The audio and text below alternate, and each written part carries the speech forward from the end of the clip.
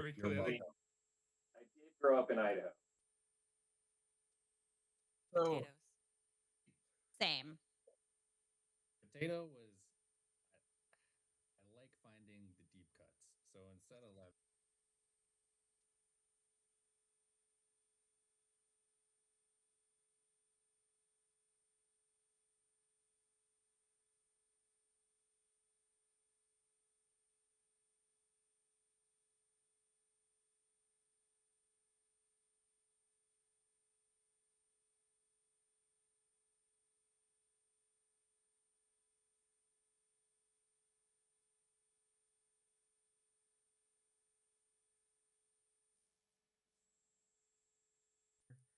Gonna get started. I am Rochelle Brady, Global Community Engagement Manager at Ravensburger, and part of my role is putting together stuff like this to bring together content creators and members of the Ravensburger TCG team to talk about Disney Lorcana. And so from Ravensburger today, there is Lucas Litzinger representing the game design, Nicole Stanford representing the narrative team, and Shane Hartley representing creative. Nice to see you. And Awesome to be here. content creators, everyone knows them at this point. Baker, Lorcana Villain, and Rebecca Quest. And we're here to talk about Attack of the Vine. Now, normally, when we've done these before, it has been game design separately and creative separately and narrative separately. But we wanted to try out doing something with everyone together for this set. And so let's get started with Attack of the Vine. It definitely makes Michelle, sense. It definitely makes sense. I'm going to need you to say that again. Otherwise, Greg Tito's going to be Oh, very that's right, I annoyed. didn't say You it need right. exclamation point. Greg Exclamation Tito point. is furious somewhere right now in a meeting. His ears are burning. You're going to have to repeat the name of this one, Rochelle. I'll say it correctly. Attack of the Vine! There we go. So we are putting a space after the There you attack. Confirmed. Yeah. So yeah, Attack of the Vine has an action card here. We That's saw so this cool. we saw this with Winter Spell, right? But here is another one. If you guys, we can't promise to always do a set name card, but we like to do a set name card when we can, and it worked out for this one. And you know, it really kind of ties into one of the themes of the set, which is Bloodborne. Bloodborne, yes. Like all your Bloodborne better, resist +2, and really scary effect here. Challenge ready characters. Yikes. and then this That is is one of also the rarest abilities in the game for a reason. this is also the key art of the set. Yeah. And I love that. I was a big fan of the fact that we got an epic stitch in Winter Spell, which was the some of the marketing art. So great to see you be able to incorporate this again. Yeah, I think it's a shame when we have such amazing art. All the cards, of course, are amazing art, but we have such amazing art, especially for like the set. And then it's like if you don't actually get to collect it in the same way that you get to collect other ones, that's a little bit sad. So when we can put it in other places, like on cards or on epics, we want to take the opportunity to do so. Agreed, especially when this is the story within this arc is one of the first times we get to see the antagonist not being a character. It's not Ursula, it's not Jafar, it's the Vine, and getting to explore that further is really exciting within the card especially. Is that from a storytelling perspective? Because that is very different from like the last couple big bads that we've had. You know, we had Jafar, before that there was Ursula, but to have the antagonist being not only not like an evil presence, it's just like you said before, it's just doing what it wants to do, which is grow, but also it's a it's living, but it's not a glimmer. Yes, it's been really exciting to explore Lorcana and get to discover more of what this incredible area can provide. Getting to showcase that a vine, like you said, it's not a glimmer. It doesn't have the emotions and things like that, or motivations that a lot of some of our glimmers will have. Just getting to explore different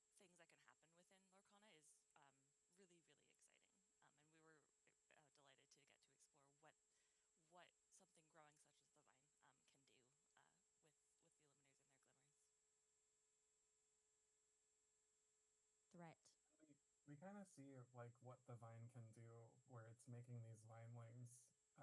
Can you guys talk a little bit about vinelings and how that, like, where that came from, and just kind of what went into like the aesthetics of them and the story of them? Yeah, definitely. So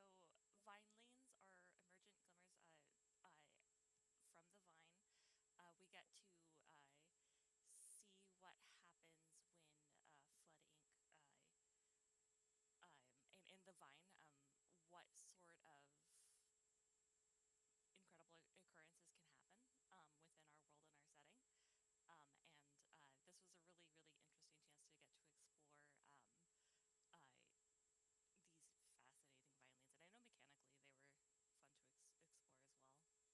explore as well. They were definitely challenging. I really like though how Attack of the Vine is kind of a culmination of not only a story that we started telling in set 10, but also started telling kind of all the way back in set 1 and 2. Obviously, 2 was Rise of the Floodborn, but you had Floodborn in set 1. But this is kind of pulling that story full circle in a way. And so we knew that the Vine was sucking up so much flood ink that it would use it for something. And we also wanted to make sure though that like these characters and the vine itself wasn't seen as evil, or like it's an antagonist but it's not evil, it doesn't have malintent. And so it was really interesting to like find characters and then also kind of, as you can see here, turn them into basically copies of glimmers. And we'll see, I think, a little bit more later about the process of actually creating these copies of glimmers. But I think it's really interesting to have like an Ursula card and a Gaston card that like don't actually have the villain classification on them. Like they are vinelings, they are just meant to protect the vine, and they don't necessarily have evil intent. They are just there to do what they are meant to do, which is protect the plant and to allow it to grow. Super reminiscent of, like, I loved the entangled glimmers back in Deep Trouble for the culmination of Ursa's return.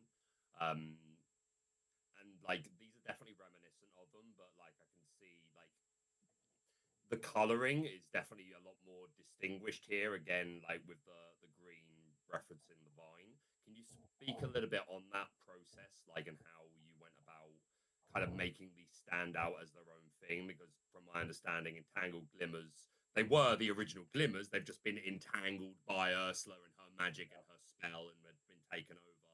Whereas, as you say, these are just hard copies. Can you speak to, like, again, the process in comparison to something like entangled glimmers, which certainly serves some resemblance? Yeah, I think in the overall creative, we had to think about what was the story we were trying to tell, and you explained it really well, Baker. Is that the idea that the entangled characters were the original glimmers, but they had been, essentially, uh, put under a curse to some extent by Ursula, and then actually doing her bidding. And then the idea that they could be redeemed from that, which is, very classic to her story and her background, and what she might do. Now, in this case, here we have this invasive weed to some extent that is trying to survive and grow and spread across the land, and so by creating these duplicates of glimmers that allowed it to kind of survive and keep growing, we had to think about, okay, what would come across as these being almost not being themselves, but actually being made of vine material, that they were actually an organic um, thing, and that they also, because the vine itself is being powered and grows from flooding, all of the iterations of things and the chaotic, unexpected things that can happen based on the flood ink itself, also was part of that. And so a lot of the feeling was, if you kind of compare the two, the entangled characters, they had things over them, whereas the vine, Part of them. the vine characters they were made Yeah. of those things, and so it came from them, versus being wrapped. Their entire And so, tissue is that vine sort of material. Yeah. And like one of my favorite details here in Gaston specifically is his weapon of choice, which is in the film Beauty and the Beast, it's a part of the castle that he breaks off to try and attack the beast with. And like, I love the idea that like this version of the beast's castle has been entangled is the wrong word, but like has been encapsulated by the vine. So that is a piece of the vine now itself, and Gaston's broken that off. I don't know if that's intentional, but it's kind of what I see there in the choice, because that weapon could have easily been a sword or a bow and arrow, but it feels a bit too deliberate that it's that. Yeah, I mean, a vine's gonna use its own, its own organic matter. You think about any weed that, I'm fighting off a vine that's running up and down my fence right now that I can't get rid of, and it wraps around every pole and every, and you just can't get rid of it. That's just Was the way that a shape man. language was incorporated with these kind of different too because of that? I think while we use a lot of shape language, especially to express the inks themselves, to create identity between the different inks and help in their personality, visual expression of their personalities. Here it was more about, well, we knew that the flood ink itself was at the core of what's powering that vine, and then just the fact that vine and organic materials and anything that represented plant life, kind of that was more of the push there to communicate versus a specific shape language, because of the fact that like it is encompassing all of the inks mixed together, so it doesn't have a individual shape language in its own. So. And I'm these are quite- also are not technically glimmers, right? They're more like pod people. Yeah, they're more mimics of glimmers than glimmers themselves, emergent specifically from the vine and think from coming from the vine. Yeah, we like to call them copies of glimmers, and you can kind of see here the pods in which they're kind of incubated, I guess, for lack of a better Is word. that where they're grown? They're Yeah. like created in the pods? Right, Oh, like- weird. The pods, and then they kind of emerge. So you can see here in the broken pod, Venturo says, "Looks like another vineling's on the loose. Let's go get it." As you know, you see the remnants of the incubation that they came out of, and so yeah, it's a really neat story that we're able to tell with this set, and it was really fun to play around with Floodborn in a different way, which is like not shift. And so the vinelings are Floodborn. But they're not shift. Like they just go around the way that the vine creates them and try to protect it. Yeah. Is that, Lucas, like something from a game design perspective, like when you thought about the abilities of those the vinelings? Because in the past, the shift characters, the shift glimmers, kind of always had like a stronger like power level because they were floodborn and you had the ability to shift and all of that. So was that something that was different in the way that you approach creating floodborn vinelings? Yeah, it was definitely different. We knew we wanted them to have connective tissue with each other because Floodborn is like so tied in with shift in a lot of players' minds. Like removing that tie, but not replacing it with anything would feel very strange.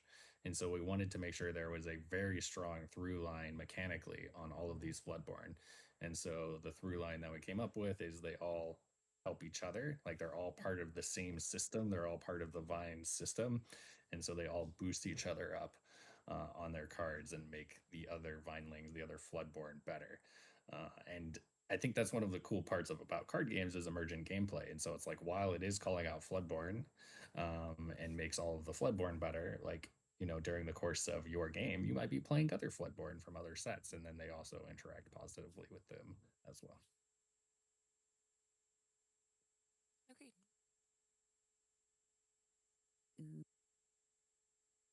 Fine entrance. Also, Rochelle, are we spoiling any new cards? Are any of these new? It's so hard to keep up during.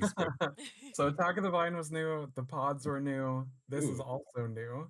Yeah, this is new. Wow, okay, this is new too. Okay, so here's some exciting new cards that you're hopefully seeing for the first time. Oh, it's kind of like the Seven Dwarfs Mine a little bit with the ability. So the first time a Floodborn character moves there, you can deal 1 damage. That's really cool art on this. Who is that? Yeah, there's like these characters here that everyone's been wanting to see and talk about. Yes. Hannah, right? Yes, Oh, they no. have. Yeah. Oh. Well, actually, I mean, I do really like how the Vine entrance serves a little bit as a prologue to the IQ that is coming out. You kind of see the beginnings of that adventure on that card, which is just really neat. But yeah, you also see Hana. Yeah, which people will find out more at Gen Con. But yeah, for Hana, she has a research and rest facility for Lorcana fauna that our other Illuminaires that we're familiar with, so Venturo, Shanzai, yourself, you encounter during adventures. Many Lorcana folks within the land will come to her for help on their quests, and it's no surprise that when a fellow Illuminaire and their Glimmer companions are dealing with this giant vine, that our fauna expert Hana, rhyme unintended, Anna, is stepping in to help everyone else out. So she's not a part of our core three, but that is because we're branching out and getting to meet other fantastic Lorcana characters. Do we know her inks? Have we said yet? I'm guessing Sapphire Steel. I have. So it's Sapphire Amber. Yeah, Sapphire Amber. Okay. That is correct. Sapphire and Amber. Okay. Yes. If we look, when in the vine entrance and such, you'll notice her incredible plant living outfit will bear a lot of blues and Oh, and the yellow, I yellows. see. Yeah. Yeah. That's cool. Yeah, we should get We a need Anna. nice lightsaber on her. She has a Yeah. really cool. She's really cool. I love her so costume, much. It was such an awesome touch to kind of introduce her in Whispers in the Well with like these little like flavor text touches where like whenever it was about like plants and things like that, we were learning a little bit more about Hana. And so now it's like Nicole said, like the Illumineers are going to Hana for help because they heard about her back with Whispers in the Well, and Mhm. they're dealing with this plant, right? So it was a nice Yeah, the tease flavor that text like about people Hana's maybe didn't Emporium. expect was Yeah. foreshadowing. I think the Lorcana community always loves that, right? Like, look how long we've been like. Again, I've changed the subject slightly, but like, look how long we've been fixated on that Hades that came out like over a year ago. Of like, he's up to something, and now we recently got told about Into the Ink Dark, where he's front and center again. But like, I think that's really cool. Anytime you can sow a seed that's going to be paid off later is super cool. Us narrative designers, similar to Hana herself, love sowing seeds. Of course, I think we're grateful. We love it too. Yeah. We're so glad that you do. Something that you'll notice with the from set 11 to now, we've had a very linear story of Elsa freezing set 11, adventure to the roots in set 12, and now here in set 13 getting to defeat the vine. We've mentioned in previous main stages, we love non-linear narrative to where we can sow some seeds and reapproach them later. Hana is a great example of that, and it's something that we'll continue to do within future sets, especially Awesome. within future sets as well. Love it. Also, I want to say Absorbing Bloom is card draw and steal. Yes.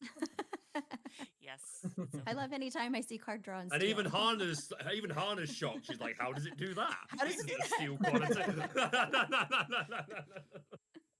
We're all And shocked. so Hana is going to head in to the Oh, vine whoa. and get to the source of the vine. Yeah. So I don't think we've seen this card before. This is a pretty powerful card. This was a tough card to figure out. So we wanted to make a card that kind of felt like disruptive and a little bit oppressive when you were going up against the vine. And so we decided on a direction where your opponent will have to, if you were playing this card, do something on their turn in order to kind of get around the vine. And so we came up with the Siphon ability. Whenever an opposing character quests, you gain 1 lore unless their player pays 1. So it's something they have to do, but technically if they don't do it, like, it doesn't hurt them, it just helps you grow even faster toward victory. And so I feel like we did a pretty good job, but who knows, time will tell, of hopefully finding the right balance between something that your opponent needs to respect and can interact with on their turn, but doesn't feel too oppressive from a gameplay standpoint, even though that's kind of the story that we were hoping to tell. That is very cool. Aggro decks, watch out. Nicole, do you want to dive into the what is the source of the vine? Yeah, Yeah, that was a gonna be my question I Are had. we gonna, because this is Baker's like we been don't wondering. really have an origin. Like again, you just talked through the beats, like Whispers in the Well, the discovery of the Inkwell Caverns, and the discovery of ghosts and whispers, and like again little semblances of the vine, and then Winter Spell, Elsa freezing it, etc., etc. You've been through it all, but we don't really have a definitive starting birthing point. Is that on purpose? Are you keeping things from us? Tell me your secrets. Sorry. Well, maybe Okay. we gotta ask, Rebecca and Baker, what is that right there? Can you guess It what looks that like is? a Yeah, can you story guess what it star is? It in looks the like a story middle. star. It looks like a story Okay. star. All right, good. Interesting. Yes. The vine.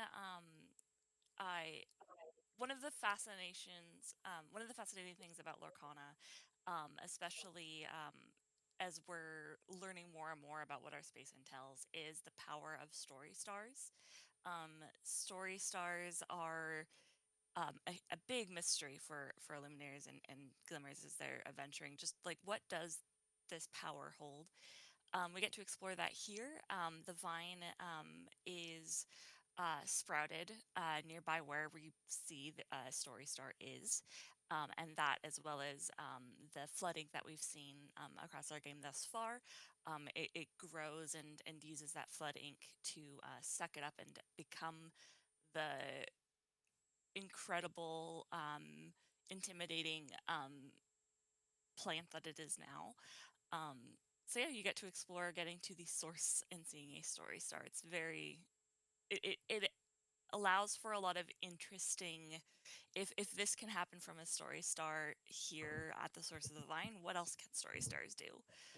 So it'll be really exciting to get to explore. It also asks Cool the part about Summon it.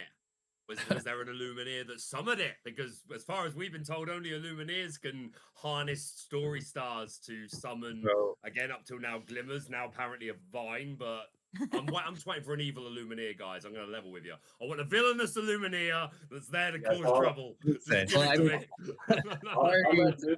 I'll let Lucas go a little further, and then I'll dive in a little deeper on that answer for you there.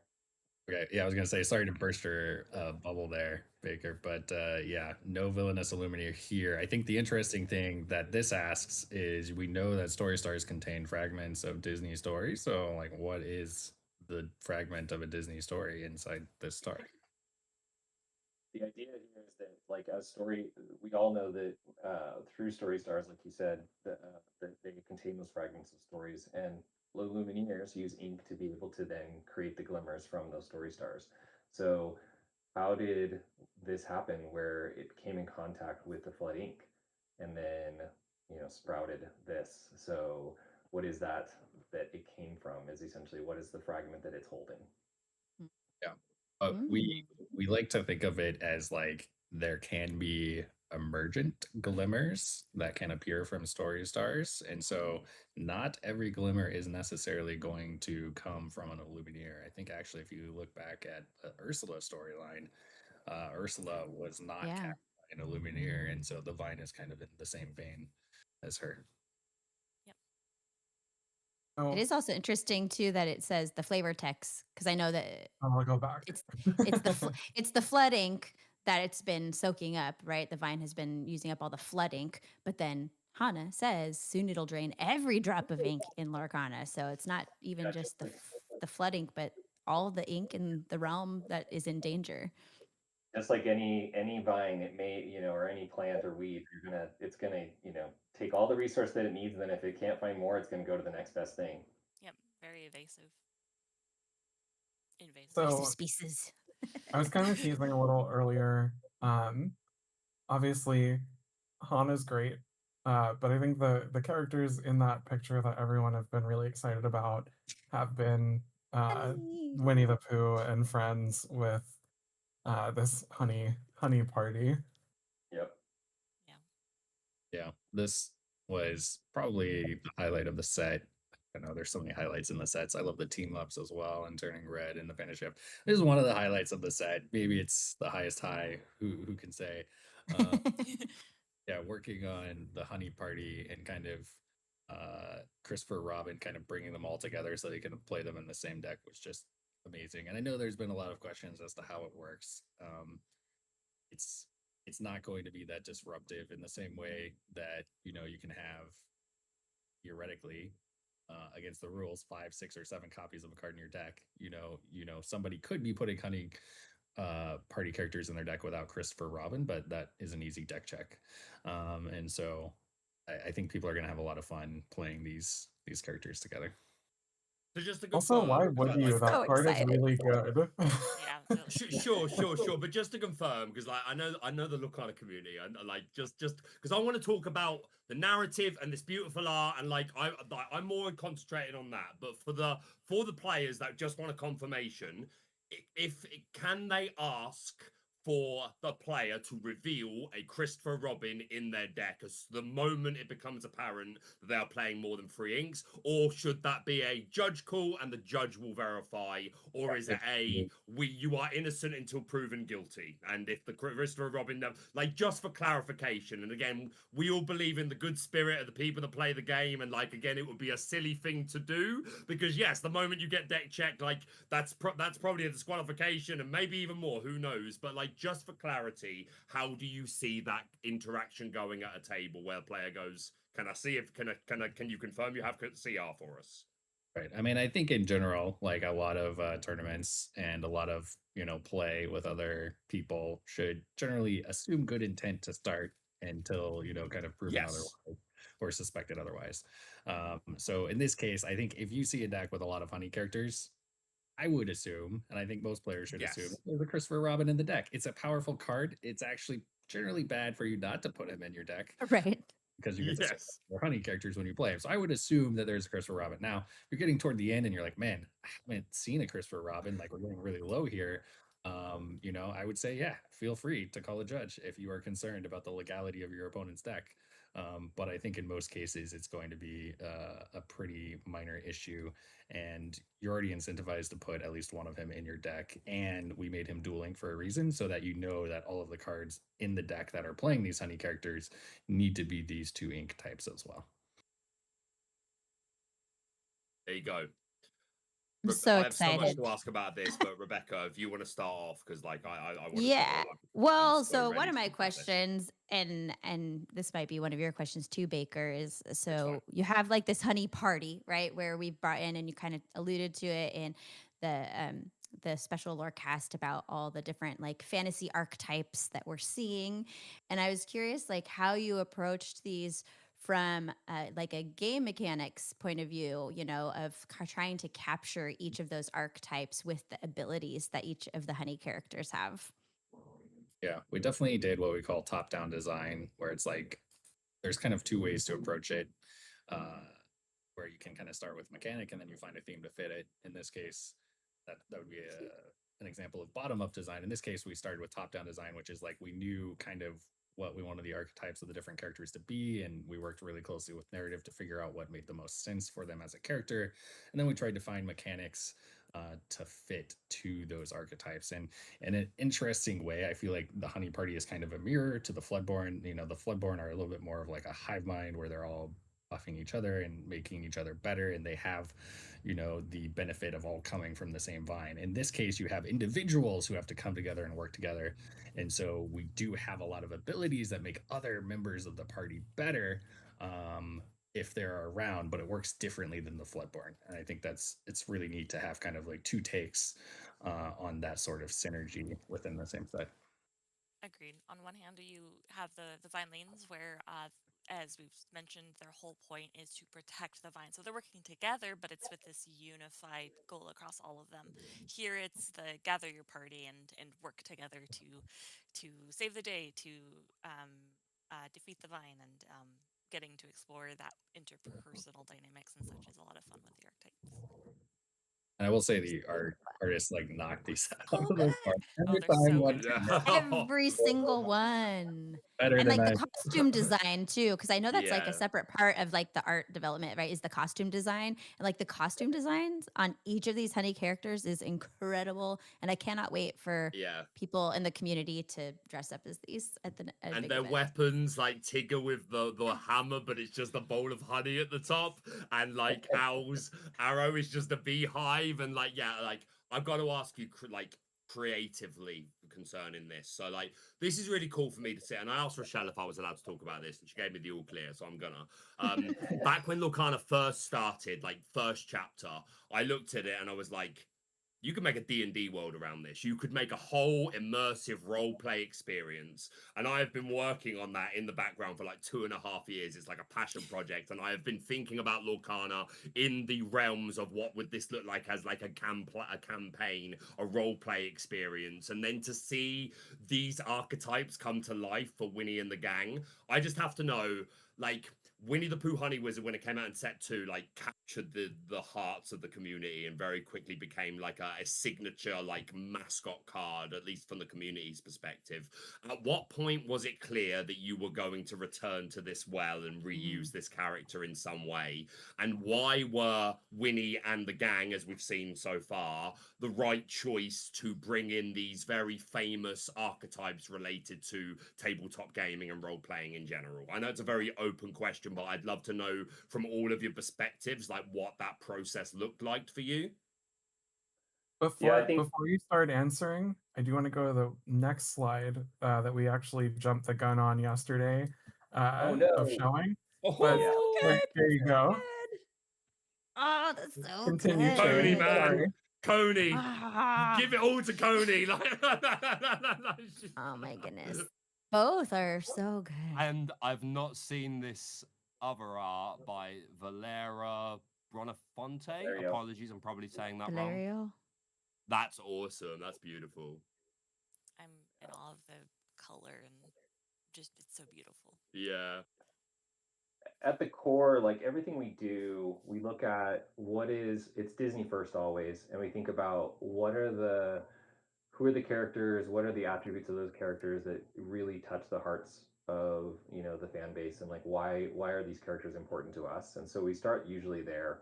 And then, the beauty of Lorcana is being able to bring in something that is unexpected, but then also feels natural. And it's like, well, why not? Like, of course, he's going to be a honey wizard, and like you think about who he is, and like, I remember the first card, he has kind of that, he's almost like in a meditative state, and that like the John Leren doing an amazing job of being able to show the swirling honey behind him, and it has this just magical quality. But you look at it and you're like, I've never seen Winnie the Pooh like this before, but at the same time it feels natural and right. Yes. I think that's why it works so well. And honestly, it was very much I'll be honest, it was very much a happy accident for us, because we were working with Nicholas Cole and John Leren together early on, and we were going through like, what are all those various ways that we could bring these characters to life in new ways that you hadn't seen them before. And we were just kind of running through ideas, and the original Honey Wizard Winnie the Pooh was just like a little kind of doodle in the corner of a big page, and we all went, whoa, what's that? And then John Leren, definitely, he was like, I want to make this into a card, and then it became a thing.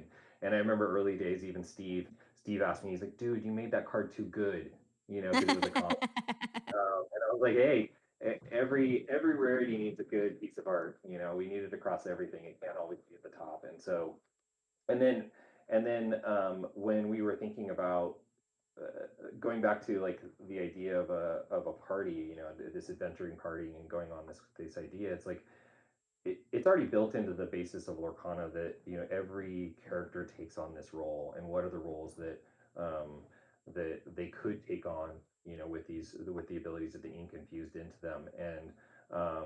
And Christopher Robin, if you watch, like, if you look at the show, each of the characters already naturally fit into different roles within there, and they all have different reasons. And they were his stuffed animals, and he had created his own like little party, and that was his adventuring party. That was his group of friends that he went on adventures with.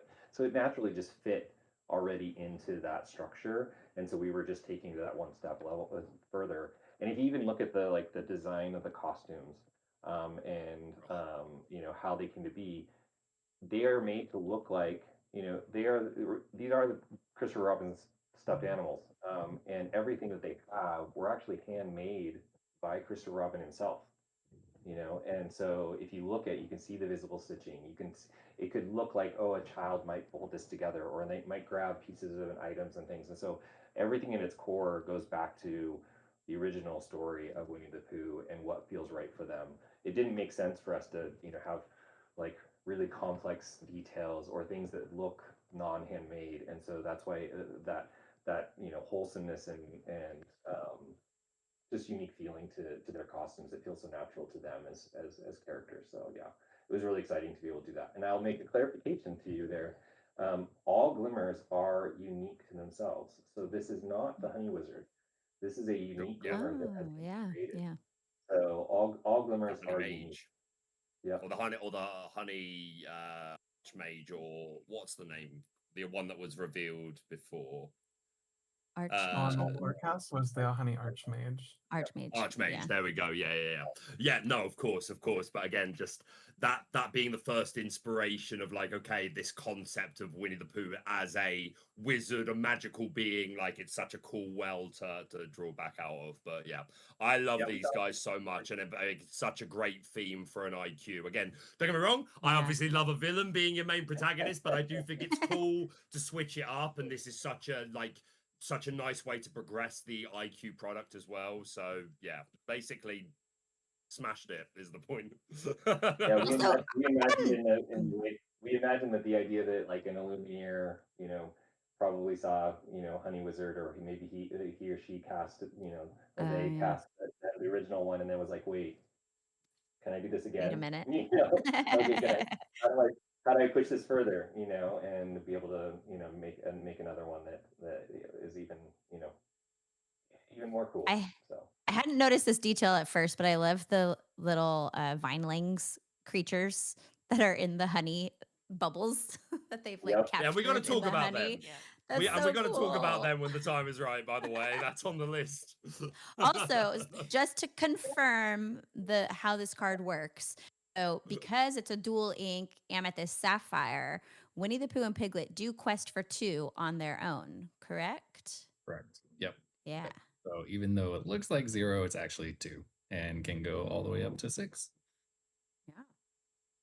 But yeah, I will Sick. say that based on, Shane brought it up, like from a design standpoint, we felt like Honey Wizard just took off so, understandably so much that we really kind of wanted to get a mulligan on that one and try it again. And so we were just waiting for the opportunity to really kind of go back to that well and actually give it some abilities this time and kind of build more of a strategy around it so that people could actually play it and feel good about playing it. Not that the art's bad, but I wouldn't say it's, setting the world on fire either from a gameplay standpoint. No. And just to sprinkle onto your answer, it's on top of it doing really well when in set 2. A lot of internal Ravensburger developers are also huge fans of Honey Wizard. We were so excited to get to explore this in set 13. And who knows, we you might see haven't Honey Wizard come back again. we haven't completed the party. The party. We haven't. Please show There me Eeyore. Show me Eeyore's Eeyore. here. Yes. And Yes, Lumpy. people He's have the been wondering honey about Eeyore. scholar. Honey druid? Oh my goodness. Lumpy. I know folks are excited for Eeyore. I am a huge fan of Lumpy since childhood, so I am so excited for Lumpy to be part of the honey Aw. party. Lumpy's super cute. It was really he- fun when we decided, like we don't have enough characters. We need more than just kind of the core group. And so we were able to come up with roles for Lumpy and Gopher and kind of expand the party even more. I'll tell you, the 6/5 evasive Lumpy in Winterspell was a sealed menace. That card, Yes, was so true. destructive. Anyway, these are super cool. Honey Skull. Whenever this character quests a honey, oh wow, that's cool. That's fun. It's like Alice, right? So +1 lore and gains ward. I like how Tigger's in the background there on the Eeyore I do love card. the flavor text of the Eeyore. It's okay. I'll Yeah. fix things. I'll be fine. Like people I'll be kind of fine. throwing all their extra. Poor guy. Also, some in the chat pointed this out, but Lumpy is also like playable outside of the honey archetype. So Yeah. it's good with the honey characters, but it also like they stand on their own. Mm-hmm. That's true. Well, Lumpy's not too far removed from Bell, accomplished mystic, right? It's just Yeah. a 3/6 stat line, and yeah, I like it. 3/6 And again, stat. just anything with the honey character classification as well. Like there are already cards that care about that, like the staff. So just anything again beyond the obvious of hey, Christopher Robin lets you play all these different inks. There are also other cards that are going to work specifically well with this classification. So it's cool to have that. That's all. Is that all of the honey 100 Acre Wood Party? crew? Yeah, is that the adventure party I complete? think the party is complete. I That's the think it's whole complete. crew. Love it. Complete for now. I mean, And here's like that any for adventuring a short party. rest or a long rest. Yep. Their Any honey adventuring party needs campsite. their campsite.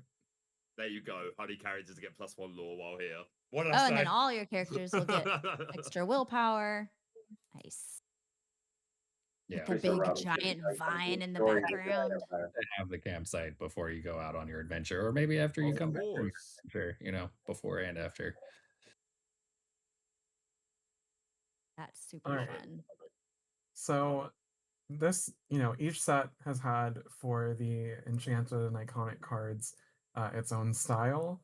And we're gonna lean on Shane entirely for this section because we're gonna talk about Cinemayhem. Oh, so good. This Bell and Beast card, they're both gorgeous, but like Beauty and the Beast, that's one that was on a lot growing up. So this is just stunning. I remember getting Yeah. these in the office, some of our first test prints to just make sure everything was dialed in just right. And I just, it's one of those moments where you just like, you see it on screen and you work with it for a while. And then once you get it in your hands, it's like, oh my gosh. I don't can't think wait to I'm see going these on in a limb. person.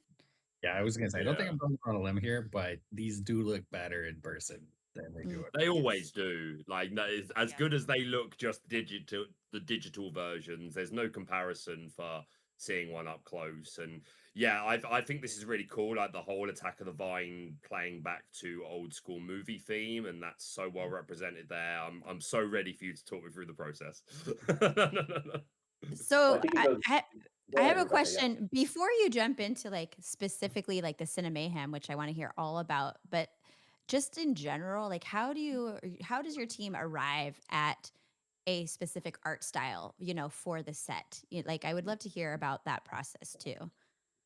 Yeah, it all starts with our early narrative, right? Where we think about, and Nicole and team are definitely are the leads on this, and the idea of like, okay, what is our overall theme that we're starting with, and then we build the story off of that theme, and then from there, we pull in, okay, what are the characters that we're gonna pull in? What are the kind of unexpected things that we're going to be pulling into this theme? What are the expected things that, of course, people are going to want to see in a theme like this? And so from there, we look at, okay, based on once we've got that kind of built out, and we get a framework of a story kind of pulled together on this.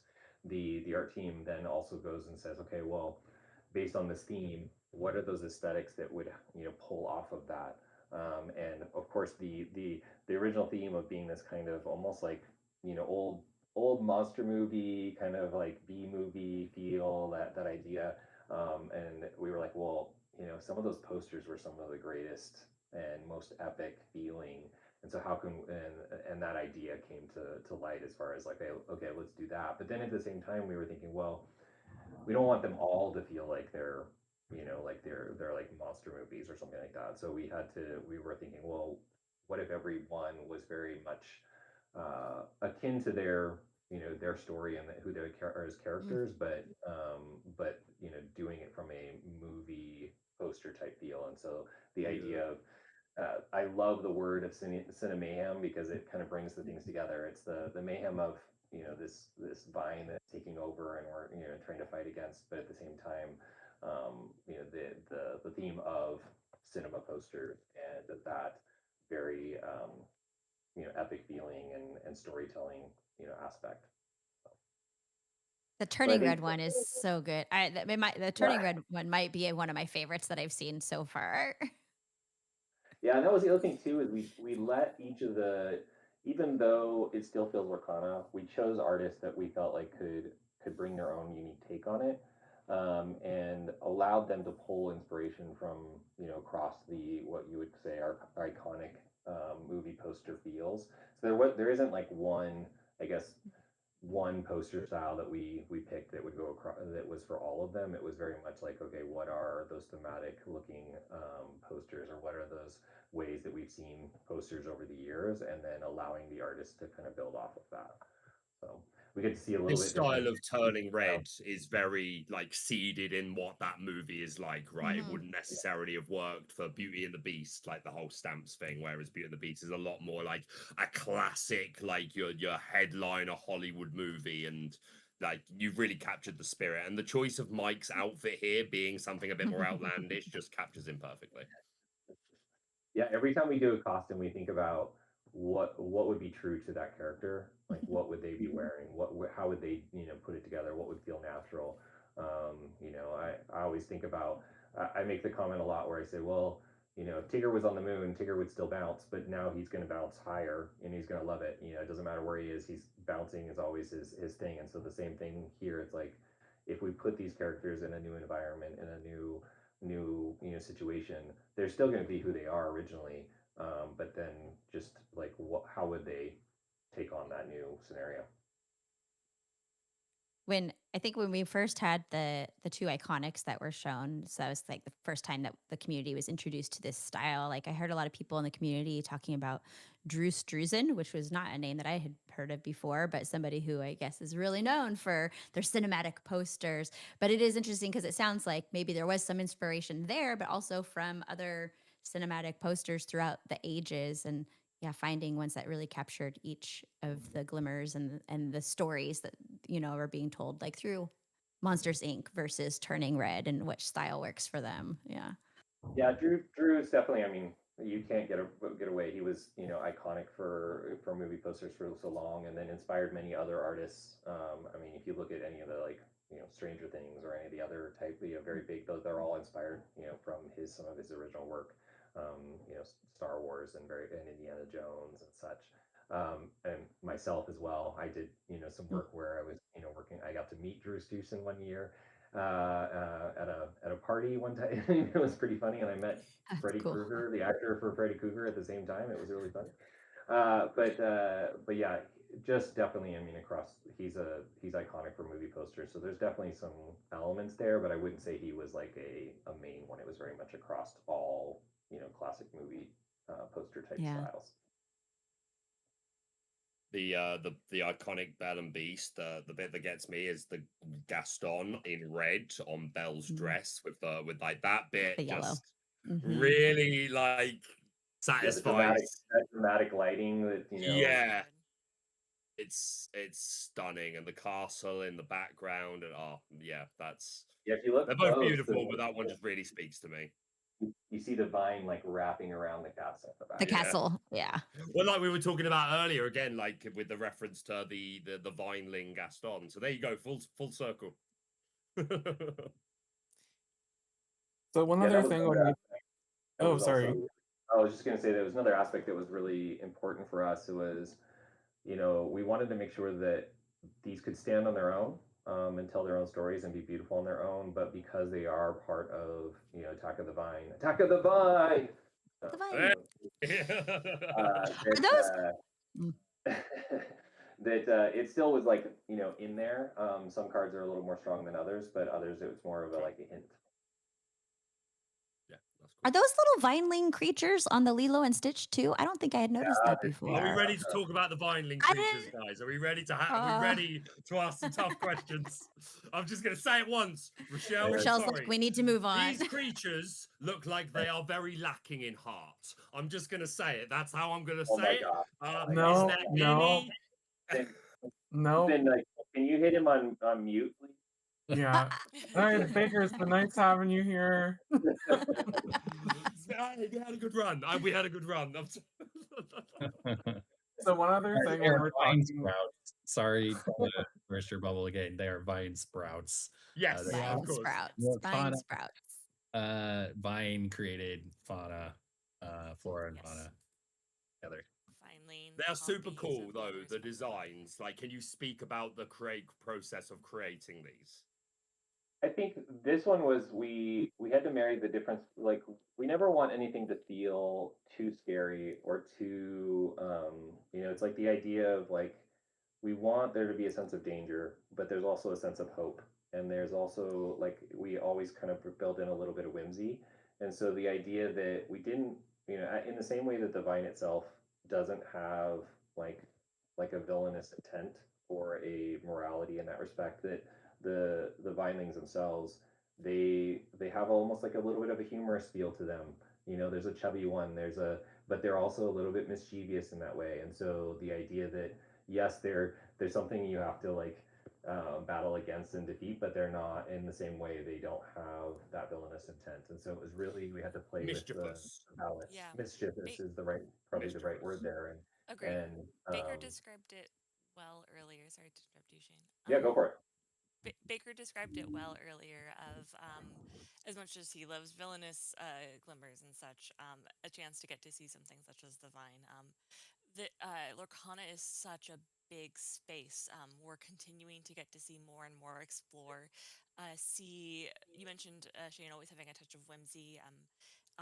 What sort of adventures can we see? There's so much. It's massive. And we're just at the beginning. 13. Attack of the Vine is set 13. There's so much to see. The Vine is our antagonist, but it's not bad. It's not villainous. These But your Vinelings villain. are not. Yeah. Yeah, exactly. It is. It just is.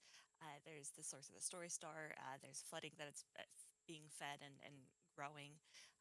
But there's no malice. There's no ill intent. There's no ulterior motives. It just is. And getting to explore that within the Vinelings and them being copies of Glimmers and Emergent, was such an interesting element of our world to explore, as well as getting to see Illumineers and their Glimmers encounter these emergent Glimmers, these copies from the Vine, and how they would feel about that, and how they would process that, and how they would take it down. Because while it doesn't have any ill intent, it is, as we mentioned, a weed. It is still invasive, and thus we must put a stop to it. Those vine sprouts would make really good little squishies, and like have them in different shapes and put them like in blind boxes where there's like 6 different vine sprout squishies that you could get. Just saying. You're just playing to my little collectible heart there. Like I love a good blind box. I love little flash. Yeah.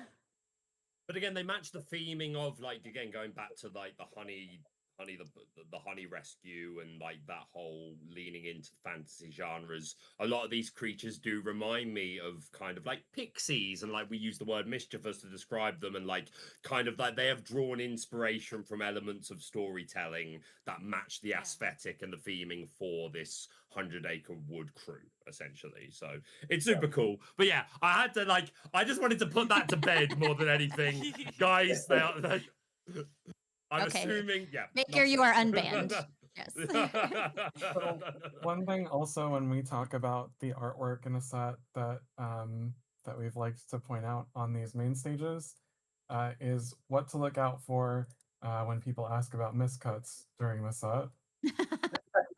Oh my They're god. not miscut.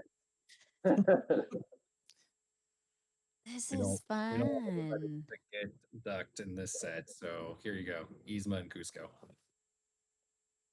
Kind of behind the menu. Yeah, is that Cusco? Question mark. I do He's a love big, picky customer.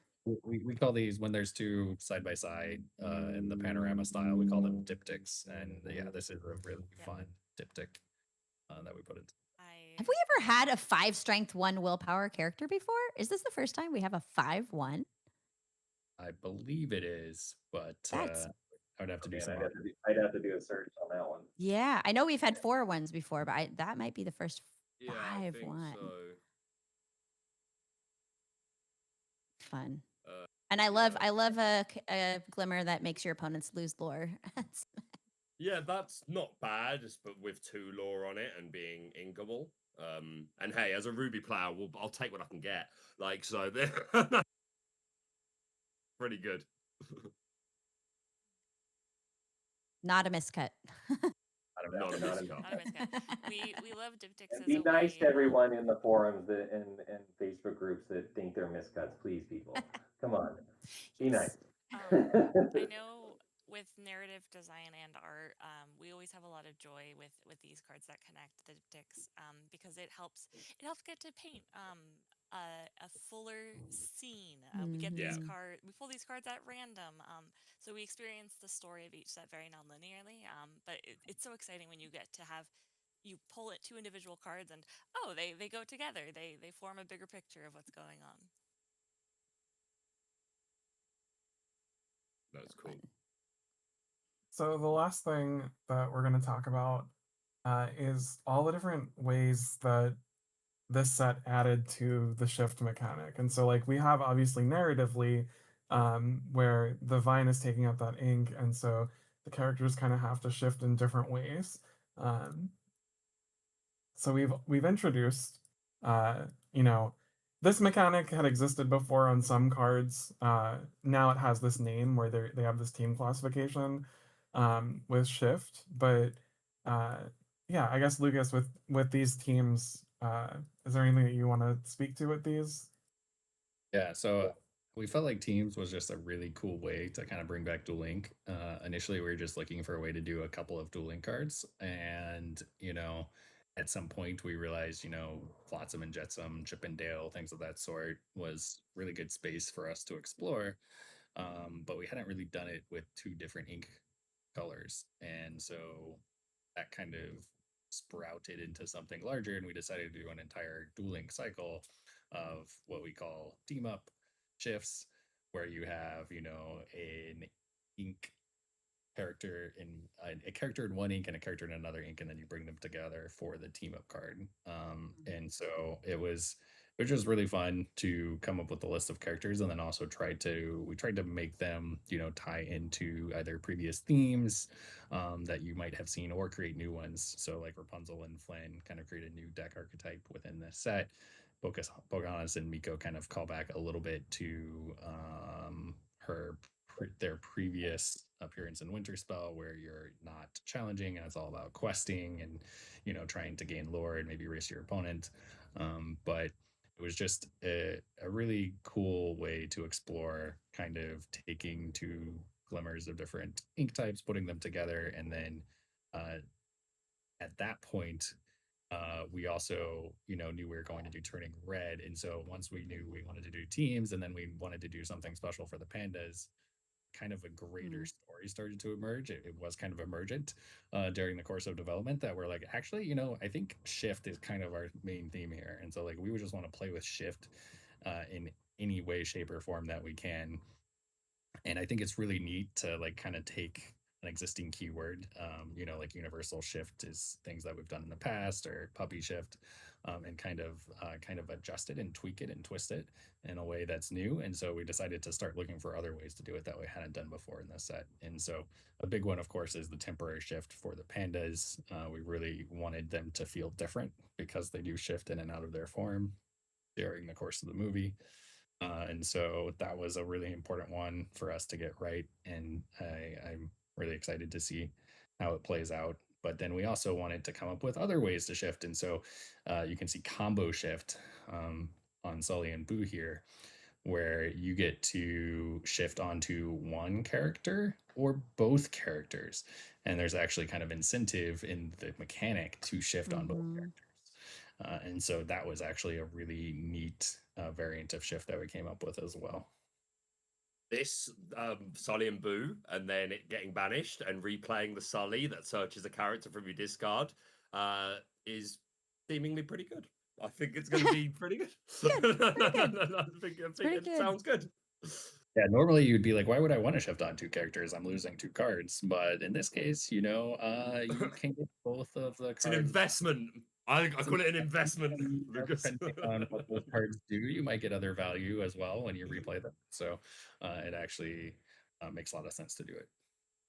Should we be preparing ourselves to be saying goodbye to traditional Floodborn? Like, it seems like the narrative is hinting at like the vine soaking the last of it up. We're moving into these other ways of still incorporating the shift mechanic, which I think is like one among many great selling points in competitive play, and thematically and narratively.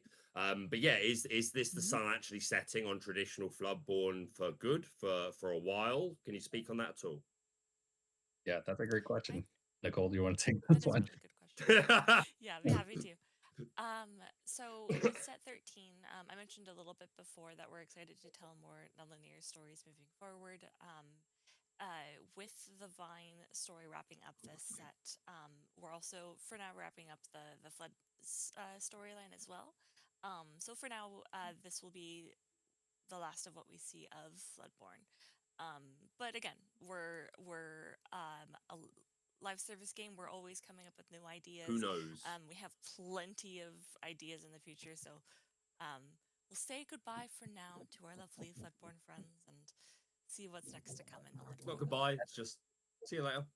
See you later. I love though that you like because the shift mechanic in Disney Lorcana is so great, and I think it's something that players really love to be able to do. Yeah. And so the fact that from like both a narrative and a game design perspective that you figured out how to keep having that shift in these different ways, and it's the Glimmers teaming up together, and then there's these different ones with the duo and the combo. Like I think that's so fantastic. So we still get the shift mechanic in the game, and that it makes sense in the world as well.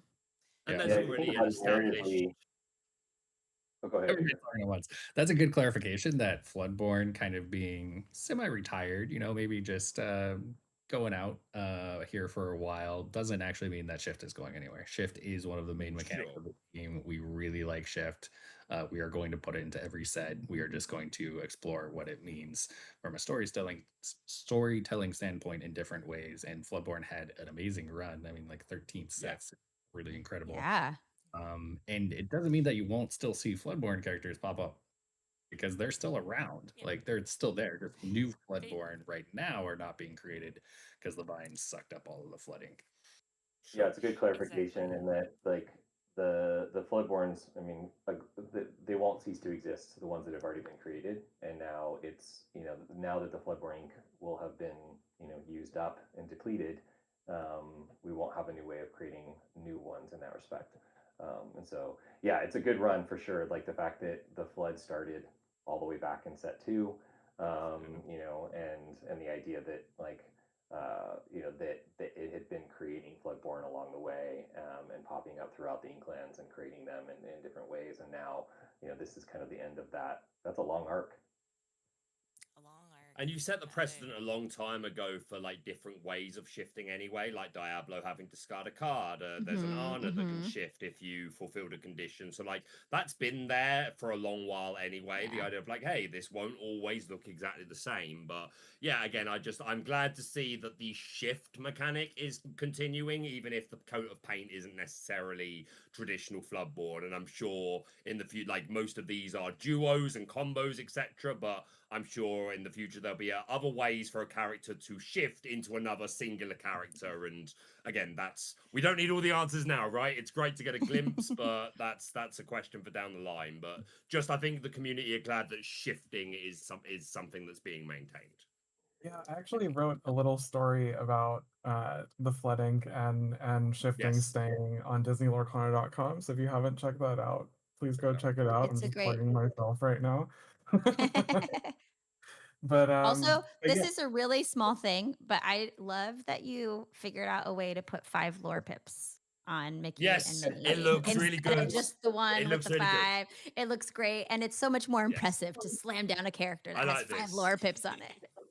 You can get to 10. I believe you could get to 10 before it starts becoming a problem. I'm sure you've had these conversations internally, but I think it looks good.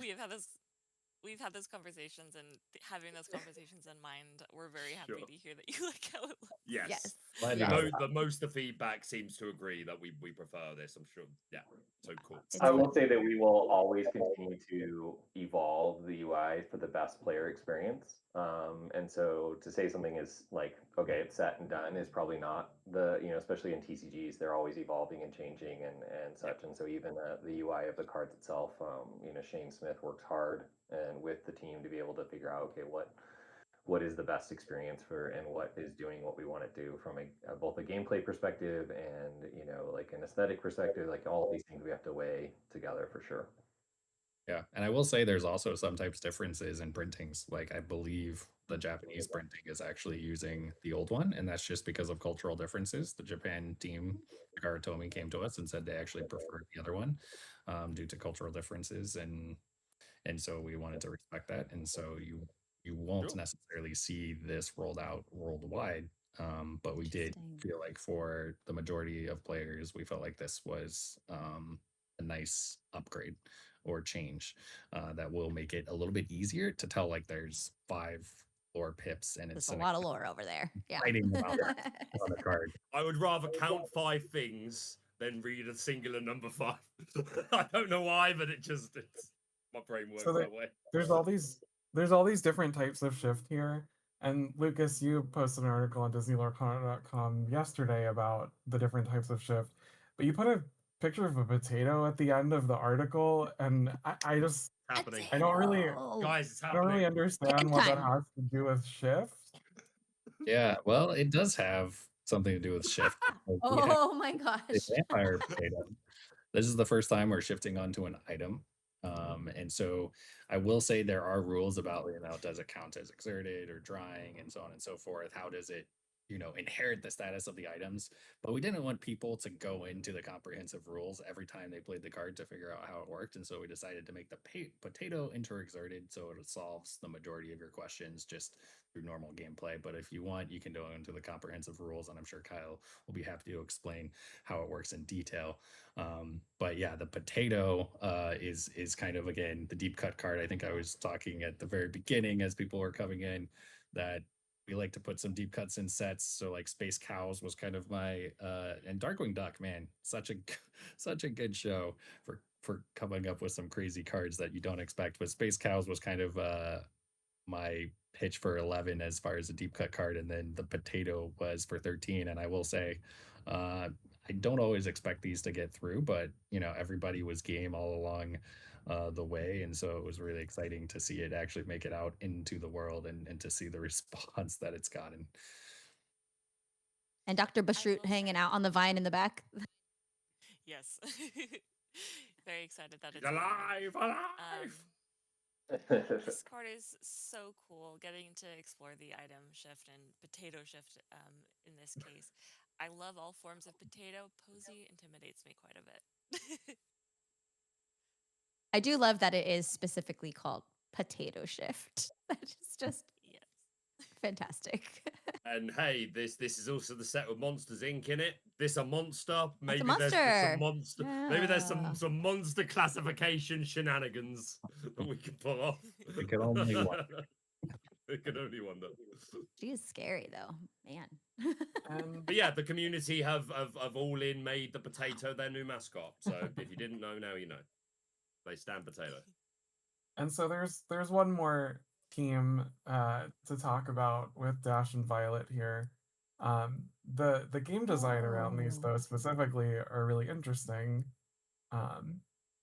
Yeah, so I feel like this is like just one of the most like classic, like easy to understand team up stories that we can tell, is that Dash has an ability, Violet has an ability, and then you can also shift them kind of onto themselves, and you get an upgraded version where it's like they have that ability plus something else, which is really cool. But that's not the end, because then you can also team them up and combo shift them together, and they still have those. And so you can really see the through lines of the characters. Like obviously for gameplay reasons, we don't always want to tell that story that cleanly, but in this case, we really felt like it would be cool to kind of have that kind of tiered version of you have the ability on the base card, and then you upgrade it, and then you can also kind of team them up, and you get another payoff at that point. And so this card really, again, is showing off the power of combo shift, in that if you shift onto both of them, you're going to get 2 cards instead of 1 card, which is really exciting. Is it finally time for Ruby Steel? Is it finally time? This is a pretty good reason to run Ruby Steel. Or tell me if I'm wrong, Lucas, but if I can put extra cards underneath this with like the Lonely Grave, Yep. or think something like that. That's So I may be making it worse, but that would work, right? Like, no. Well, you could also end up right with starting from here, shift Oh both of yeah, them, shifting. Yeah, exactly. And then Yeah. and you then can Because have again, four combo cards shift them underneath. together. a Oh, shift character that isn't Floodborn. It's just a hero super Dreamboard or oh Storyboard. my There you go. goodness. You can absolutely do that. Bang You it. drop 4, and then I you love take the the 4. storytelling of that too, of the, you know, not just game mechanically, but also the story of the glimmers going. This is so Yeah, let's fun. draw. Let's That was, draw. that was core to the how we looked at shift as well. Was we look at shift as not just a mechanic, but how are we telling the story of what's happening. We look at all of our mechanics that way. Really, it's like and how do we visually tell the story of what's happening so that it's more intuitive to play. It's like theater of the mind, being able to imagine what's happening and the idea that shift would work with, for example, superheroes that have secret identities and be able to change into those identities. It works really nicely. Agree completely. It's a beautiful way to get to progress the story. You're shifting the character. You're advancing what's going on. Narratively, we love that as a tool to work with the game design of how to tell each of the Glimmers stories within the set. Yeah, but I will say That's combo super. shift, so much fun. You have it on this. You have it the Sully and Boo. Maybe we'll see it again in the future. Time will tell. But for now, I hope people enjoy the shift line. All 7 dwarves, Lucas. All 7 dwarves combo shift. That's not a bad idea. That's not a And bad if one is ready Let's and go. one is exerted, what happens? No royalties for that, Baker. Right? So if Oh, Dash so is ready and Violet's exerted and you combo shift, what happens? Sadly, you kind of get the worst version. Okay, so because then it inherits both, and then in the same way that like Oh, can't good beats question. can, like exerted beats ready, Got it. drying beats dry, and so on and so forth. Got it. Yes, good question. Very good question. Yeah. Now this is cool. Like it. Ruby very cool. Steel enjoys. Ruby rejoice. Steel. Ruby Steel enjoys. Rejoice. JDZ somewhere is passed out on the floor. Like.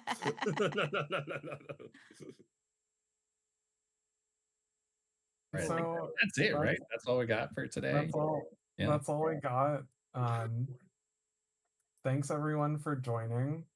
We talked about a lot of really cool stuff today, and Oh, that was not all. they called me a madman.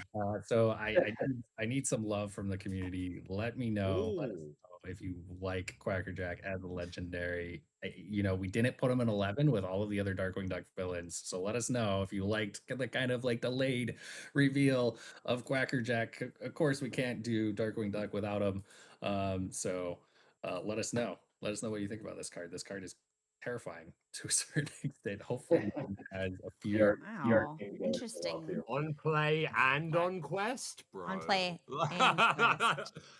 On play and quest. I say this lovingly. Quackerjack scared me when I was a kid watching Darkwing Duck. He scares me now in the best way. Such a good card. It's kind of creepy. Is he the first shoulder pal? So cool. Like his like his little guy there is probably the first shoulder pal, right? The first shoulder buddy in Disney Lorcana. And it's a creepy banana guy.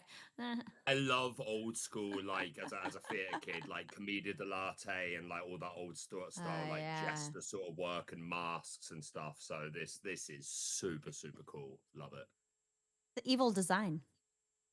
Yeah, it is an evil design. So normally Sapphire doesn't deal damage. We have done it before on like where you banish an item to deal damage, and so we don't do it very often. But for Quackerjack, we needed something evil and nefarious, and we felt like allowing them to bend what we call bend the ink type a little bit for his card was worthwhile. But it's still based on items, right? So it's still around the item which Sapphire is known for, but then kind of breaking out of that a little bit. We'll never as well. just do straight damage with no input, but the output we can bend a little bit when the input is so Sapphire. And honestly, I can see a world where this sees play just for the fact that it mills 4. Like there are already other cards that care about being in the discard or care about you having a certain amount of things in the discard. So I could see this is good for item decks, but I could see a world where you don't even play items and you just play this for the mill out that you can get. Like 4 on quest and on play and quest is pretty significant when it comes to the ability to mill yourself that much. So this is very cool. I love the teeth like biting through the vine. Yeah. So funny. Yeah, and I think that is, that is another interesting part of when you have a story like this is that, even the villains of Lorcana are going to be put out this vine that is sucking up all the flood ink, and so it's a really cool. Well, that's established as well in Palace Heist. It's in the Reign of Jafar set, but it shows Namari trying to steal the crown back from Jafar. So there's already an instance of villains teaming up with the heroes, quote unquote, for the greater good of Lorcana as a whole. So that's super cool. So that is everything now That was our that we have. But yeah, thanks everyone for joining. Attack of the Vine pre-release is July 17th. You can go to tcg.ravensburgerplay.com to find a pre-release event near you. And yeah, thanks to Rebecca and Baker. I guess, Rebecca, where can people find you? Yeah, you can find me everywhere on social media at Rebecca Quests, mostly over on Instagram and YouTube as well. Tell your friends I'm going to put this up a recording, so if you missed the live, then you can watch the playback on YouTube. Thanks for doing that. And Baker? On X or YouTube at Lorcana Villain, or over on Instagram at Baker Villain. And thank you so much for having me. It was so cool to I know Rebecca as well has done a few of these in the past, and it's always cool to do them individually. But this one, getting to hear all of your perspectives about the same set of cards and subjects and topics, I thought was really, really cool. So thank you all for doing it. And yeah, thanks to each member of the team that joined. Is there anything that you guys would like to say before we wrap up? Attack of the Vine! Attack of the Vine! Attack of the Vine. So we'll have a weekly Lorecast tomorrow where we'll reveal some of the epic cards that haven't been revealed yet. And yeah, you'll be seeing more of the enchanted card reveals over the next couple days. So I hope everyone's excited, and thanks everyone for joining. That's it for today. Thanks everyone. Thank you. Thanks, guys. Thank you so much.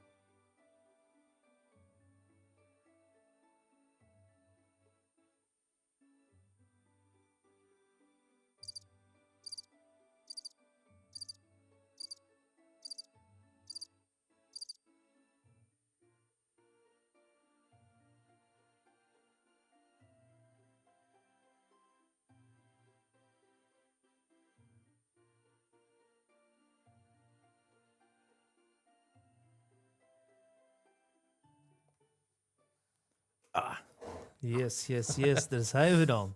Ik lag er Goede- lekker onderuit. Ja, hij lag gewoon onderuit gezakt hier in de stream. Oké, dames en heren, welkom dat jullie allemaal aan het kijken zijn vandaag. We hadden vandaag MainStage hier van tevoren. Mhm. Was op de Discord van Ravensburger. En nu zijn wij zelf gewoon live. Nu gaan we zelf eventjes vertellen en kijken wat erbij is gekomen, zeg maar. Wat vonden jullie zelf van de MainStage? Ik zie in ieder geval dat Joren ook al in de chat is. Goedenavond, hoe is het? Ik zet jou iets zachter. Ja, is goed, geen probleem. Zet me maar iets achter. Is het te hard? Ja, hij was...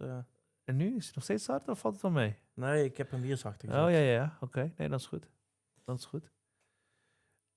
If you want English, let us know, of course. Maybe we can change it to English, but I think the guest that we have later today in the show will talk Dutch. I think so.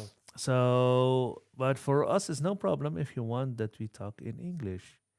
So let us know, so you don't have to go to another stream, or you already went offline. It's also possible. But normally we do this in Dutch. Which card did stand out for you from the main stage? The legendaries. What do you think about the legendaries yourself? I have to take a look at the complete set for deck building purposes, but Yeah. I'm liking the fun cards, like the potato shift, and it's something different. Yeah. Okay. And of course the enchanted Myling. Yeah. And the Honey Wizard, of course. Honey There's Wizard is there's nice, gonna be yeah. a chase card for much love. A lot of I people. think so. Yeah. Yeah. I think that will be more a chase card than the other cards that has been published. Well, of course, outside the iconics, Yeah. because that iconic Belle and Beast. Ik heb iets gemist, dus Hij nog heeft de potato shift niet gezien. Oké. Die kun je shiften op de item potato. Stof. Stof, hè? Dus je hebt Leuk. een item. En dan is het geen item meer. Is het een karakter. Leuk toch? Zeker. Hey Robin, Goedenavond, Robin. Hoe is het met Robin? klaar voor de weekend? Hoe ga je dit weekend doen? Nee, als het goed is het toch bij TCG Family. Oh ja. set, hè? Ja, dat is zeker waar. Dus, Ik ben even op de achtergrond eventjes bezig om... en weet je al waar je gaat spelen? Belangrijk. Belangrijk, goede vraag. Goeie vraag. Ja, Joran ging niet zo goed hier, hè? Hier zo volgens mij niet, nee, maar de Nee. vorige keer wel, toch? Ja, hij had een streak die nou verbroken is. Ja. Dat is wel balen. Ja. Maar goed. Ik ben rustig aan en eventjes op de achtergrond eventjes de schermpjes allemaal aan. Oh, dat was op Ik de ben er nog voorkant niet ook. klaar voor. Hoezo? Oeh. Je deck nog niet klaar? Of, Ik denk ze dek nog niet klaar. Zondag kan hij helaas niet. Ik ben er nog niet klaar voor. Mist mijn ramp, 1 op 2. Oké. Ik twijfel enorm tussen 3 decks. 3, dat is wel een grote 3, keuze, hoor. dat is wel veel, ja. En ik denk dat je het nou niet wilt gaan delen. Maar als je het zou gaan delen, welke 3 decks zijn dat dan? Anders deel hem even op WhatsApp. En dan zeg je deck 1, 2 of 3. We doen dat niet. Op We WhatsApp? zijn er alle... Ja, op WhatsApp of op Discord, maakt niet uit. Oh ja. En dan zeg je gewoon deck 1, 2 of 3. En dan adviseren we jou welk deck. Ja, ik denk gewoon dat Robin gewoon de deck moet gaan kiezen die hij het meest heeft gespeeld. En dan weet hij zelf denk ik ook wel welke kleur hij is. Kom in call dan met je broer en mij. Ja, precies, dat kan natuurlijk ook wel. Zeker waar. Kom in een call, kan ook in de call hier in de stream komen. Dat is op zich ook geen probleem. Dus alsnog bijna top 8. Oké. Ja, ik ga dit weekend niet meer spelen. Al had ik nou wel een deckje wat leuk liep. Maar ik Ja, dit weekend even een keer rusten. dat is ook belangrijk. Ja, ik weet het inderdaad. Ja, precies. Goed om te horen. Even kijken.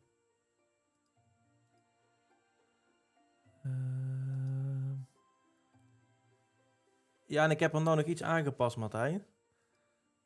Ik heb die Sisus eruit gehaald Ja? voor Grab Your Bow. Ja? En ik heb Elephant eruit gehaald voor Eliza. Oké, nice.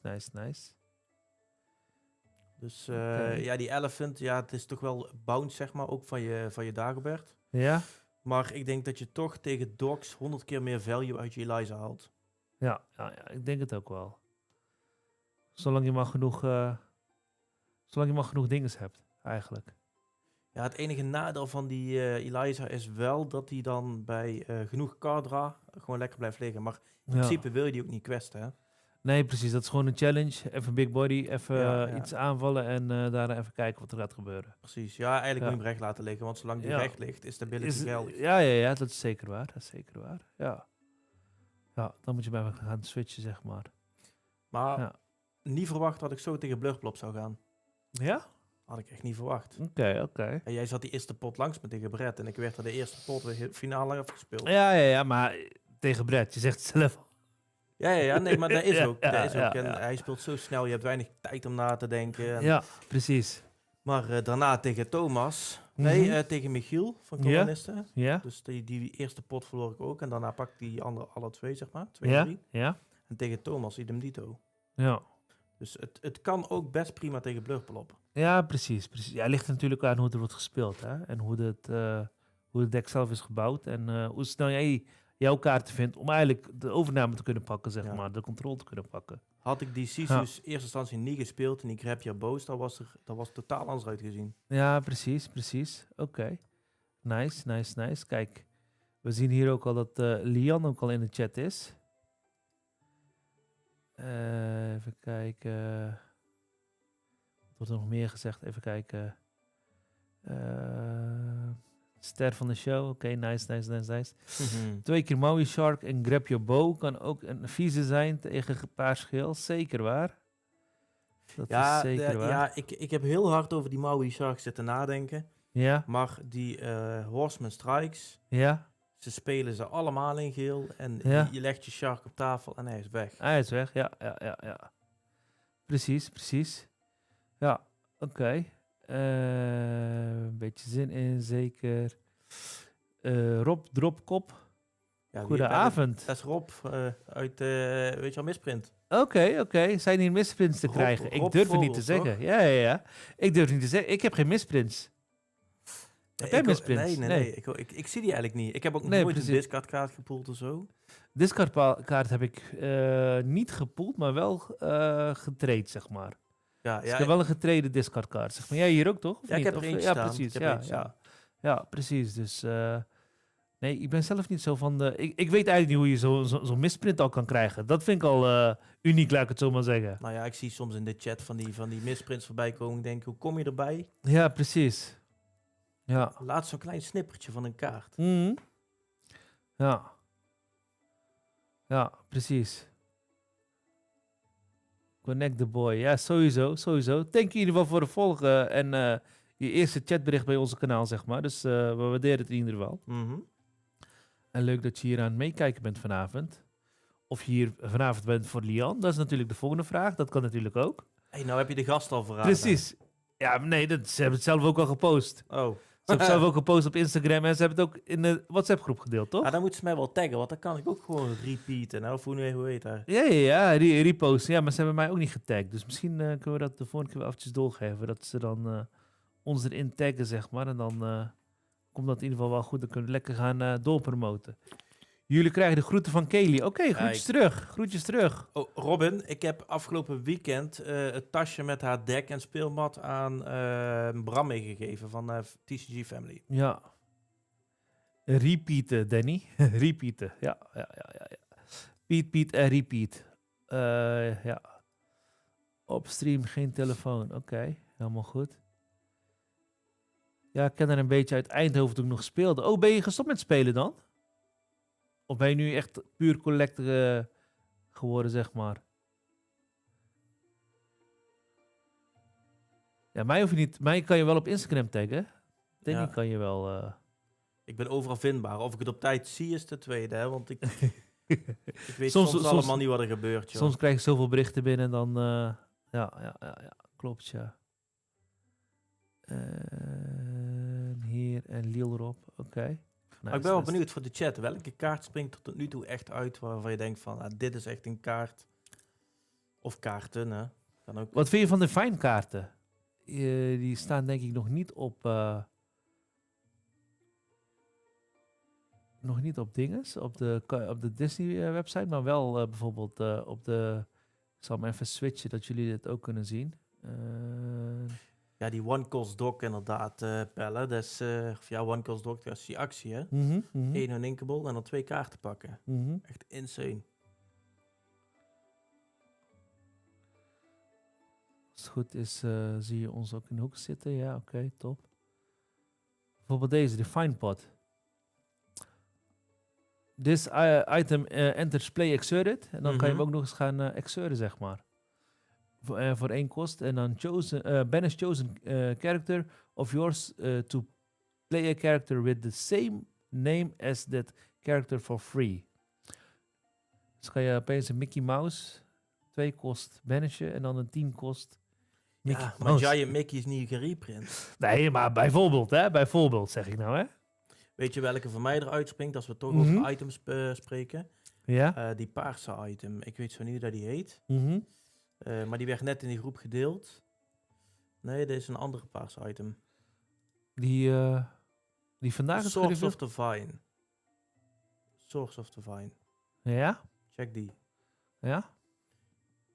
Whenever an opposing character quests, you gain 1 lore Lore. unless their player pays 1. Ja. Ja.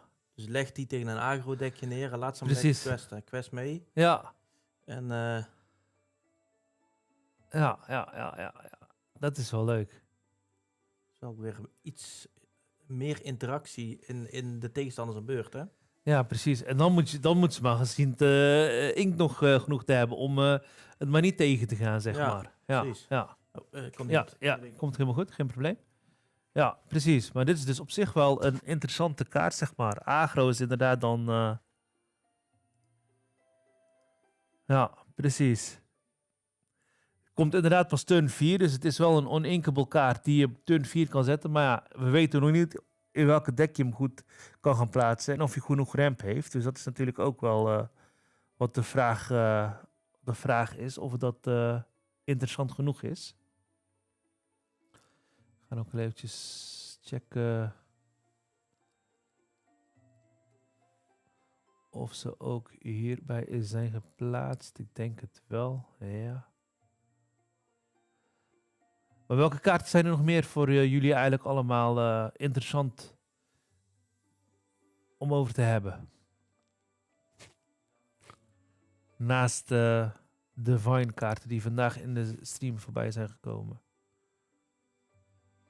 Dit is ook wel echt wel een hele interessante kaart, hè? De Christopher Robin kaart.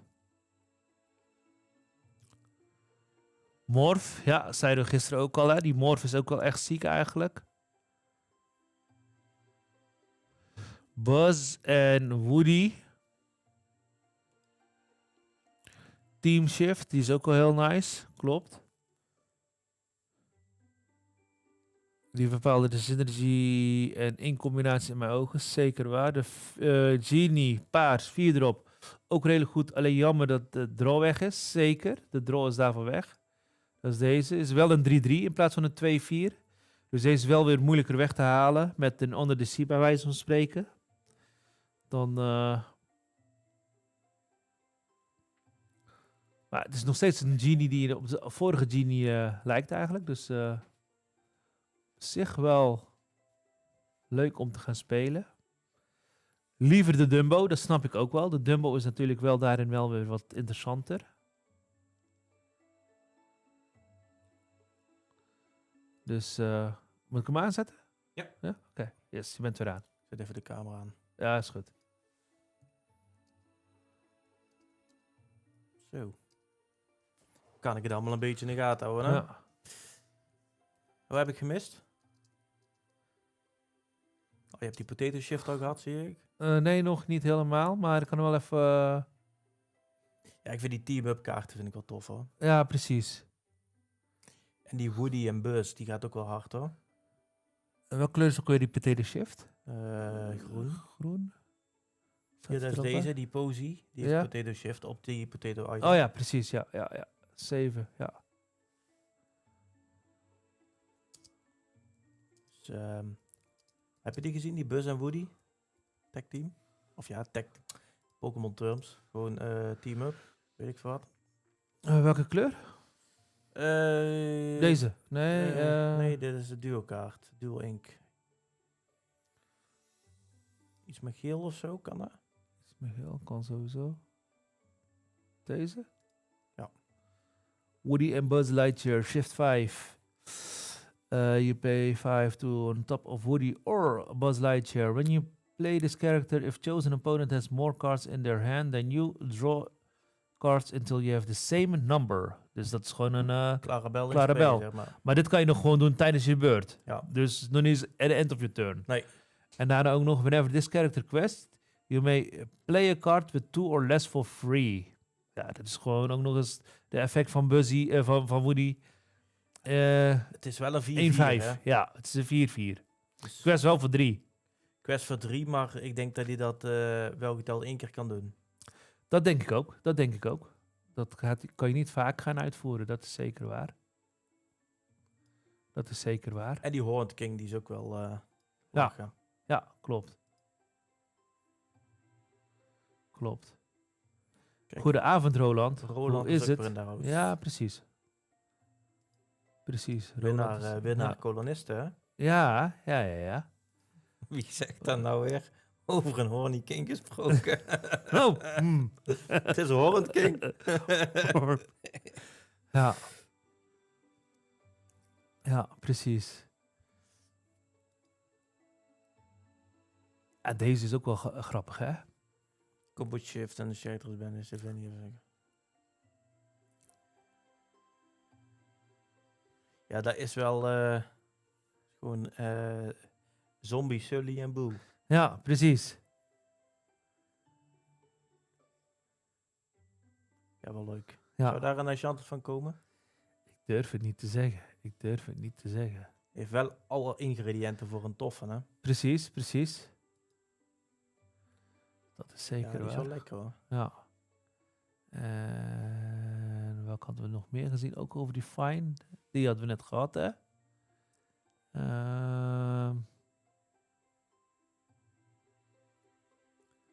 We hadden net nog een andere kaart die wel interessant was, volgens mij.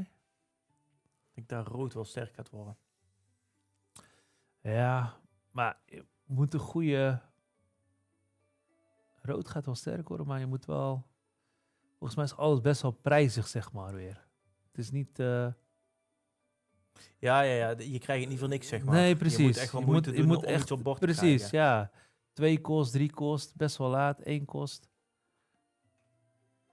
Hier is wel een 1 kost, zeg maar. Maar Mhm. dat is dashbar evasive 1-1, ja. Het is wel weer... Oh ja, deze was voor die shift line, zeg maar. Dashbar en die violet bar. Welke kleur was het ook weer? Dat was grijs, geloof ik. Ik weet niet meer zeker. Dat was volgens mij grijs, was dat. Die violet bar. Was het deze? Volgens mij wel. Ja, volgens mij wel. Ja, deze was vandaag ook gereveeld. Precies. Dus dit lijkt me ook wel een hele interessante... Ja, en sowieso, hè. Ik vind het echt tof, al die nieuwe kaarten. Maar we zijn echt wel toe aan rotatie, hè. Ik word echt zo diep triest van die setje afgelopen. Ja, met... Kom op, finale, 3 dogs. Ja, Of ik bedoel, top 4, 3 dogs. Ja, precies. Kijk eens hier. Enchanted. Enchanted. Enchanted. Ik had ook op zijn Frans, enchanté. Enchanté. Enchanté. Oui, enchanté. Oui, oui. Wat vinden jullie van deze Enchanté? Ik vind hem wel dik.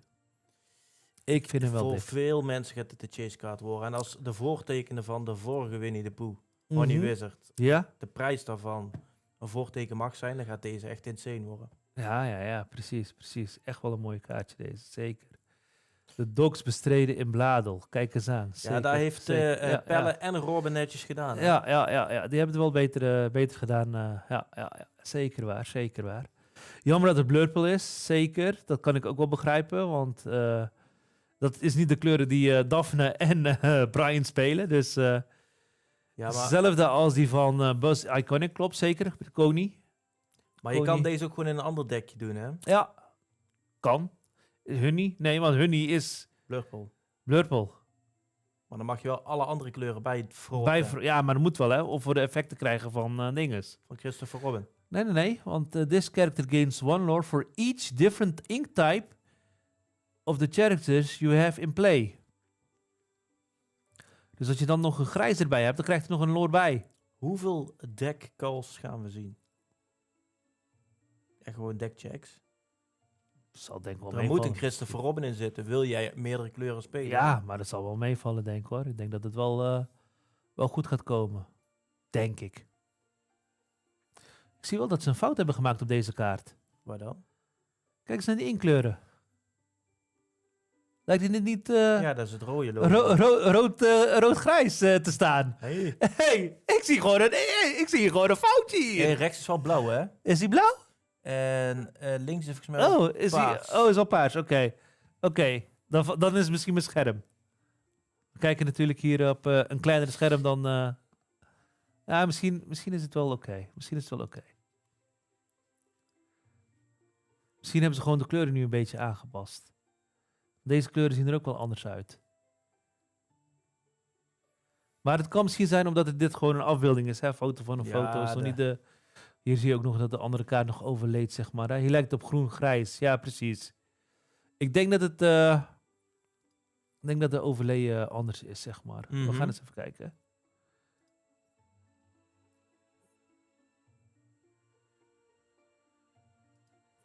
Maar het moet wel goed komen. Duo Shift 0, ja. Als die geen play gaat zien, weet ik het ook niet meer. Ja. Precies. Maar Robin, ben je er ondertussen geluid waar je gaat spelen zondag? Ik durf het niet te zeggen. Ik denk het nog niet.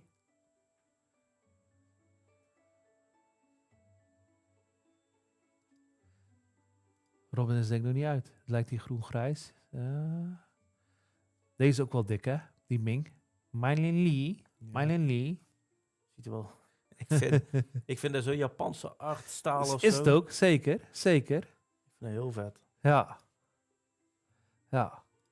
En, ja, die Pokémons hadden we gezien, maar die Mike Wazowski. Ik vind de artwork minder. Ja, vind je minder? Ja. Ik vind die Myling vind ik leuker. Ja, precies. Oké, ik snap het. Robin vraagt, wat zei je, Danny? Nou, ik was benieuwd of je er al uit was welke 3 dekjes dat je, of uit welke 3 decks je wil gaan kiezen. En dan mag je een privé-app sturen, hè? Ja. Ik ga dat niet roepen op de stream of zo, maar ik ben wel benieuwd. Ik ga zelf niet spelen, dus... Ga je niet spelen? Nee. Oké. Dat is op zich... Ja, is goed. Oh, hij zegt ja. Oké, hij gaat het doorsturen. Oké, ben benieuwd. Precies, ik ben ook wel benieuwd. Hoeveel enchanteds hebben we te gaan? Voordat ik dadelijk erop boos heb. Enchanteds. We hebben er 2, 4, 5 zijn er nu gereveeld. Aha. Dus er komen er nog genoeg. Ja. Er komen er nog genoeg. Dus ja, dat is meestal de laatste week, hè? Meestal is de laatste week dat ze dat allemaal gaan revealen. Dus ik ben wel benieuwd wat er nog bij gaat komen. Ondertussen ben ik even op de achtergrond even bezig om een paar dingen in te stellen. Even kijken. Robin die stuurt mij. Oké.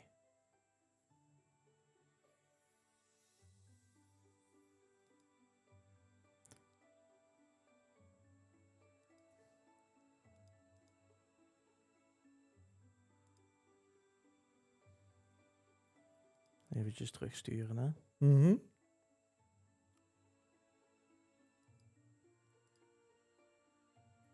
Hoppakee, my decks. En niet nu opeens hard opnoemen, hè, wat hij stuurt, hè? Nee. nee, heel voorzichtig, Nee, dat ga ik niet doen. Nee, zeker niet. Nee. Ik ga het niet verpesten. Ga je niet verpesten? Nee, zeker Oké, niet. ik ben benieuwd.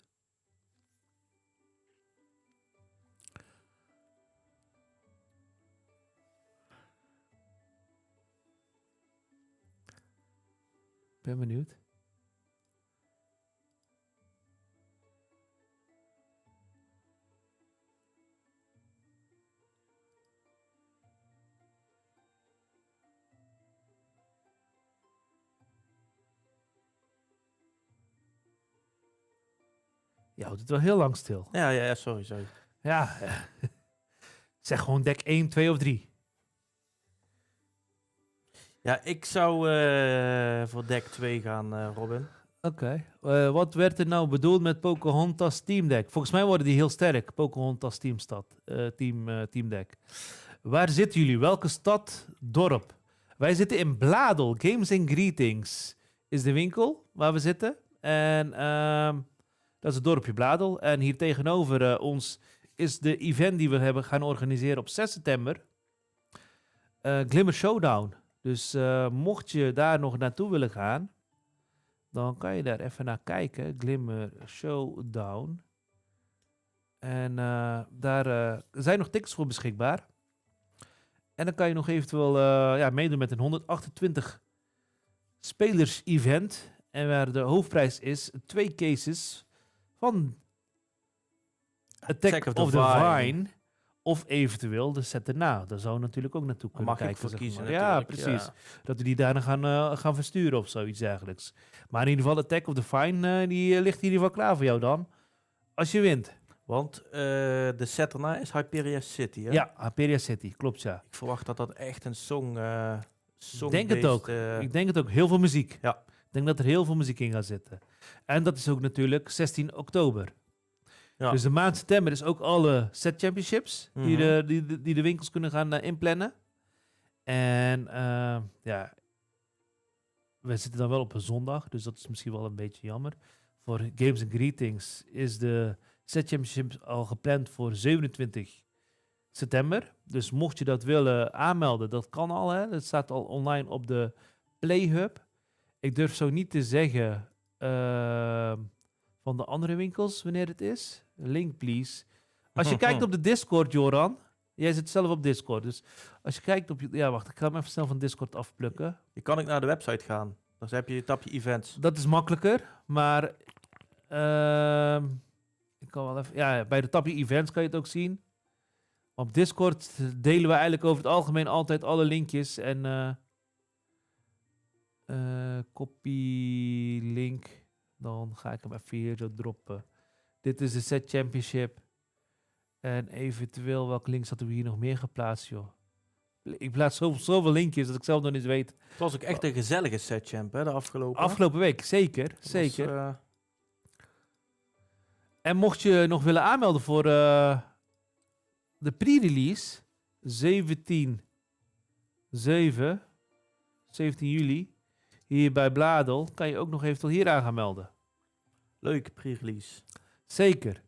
Attack of the Vine. Genoeg kitjes, dus... Kamresh en Danny for President. Hey, goedendag. Hey. Senior is ook aanwezig in de chat. Die was er al in de chat, toch? Hey, Robin. Oh, hij heeft het nu pas gezien dat hij in de chat is. Ja. Hoe is het met iedereen? Ik denk het wel goed. Volgens mij wel. Even kijken of Liander er klaar voor is. Ik ga even checken of ze er klaar voor is.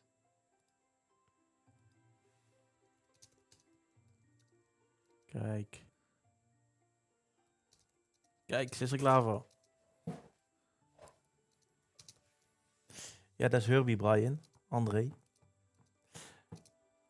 Had nou iedere keer zijn Herbie shirt aan. Ja, precies. Dat is zijn trademark, zeg maar, hè? Mhm. Even kijken. Dan gaan we even de gast naar binnen halen. Dus mochten jullie een seconde hebben, dan in een paar tellen. Ik ga maar de knop op applaus houden, hè? Zeker. Dan moet ik eerst eventjes deze uitzetten. Wacht even hoor. Nee. Moet eventjes kijken. Wacht. Doen eerst dit zo. Eerst gaan we dit doen. Mhm. En dan kunnen wij, als het goed is, als ik het goed heb ingesteld, hè. Ik weet nou niet meer zeker of ik het goed heb ingesteld. Ja, dan doen we dit. 3, 2, 1.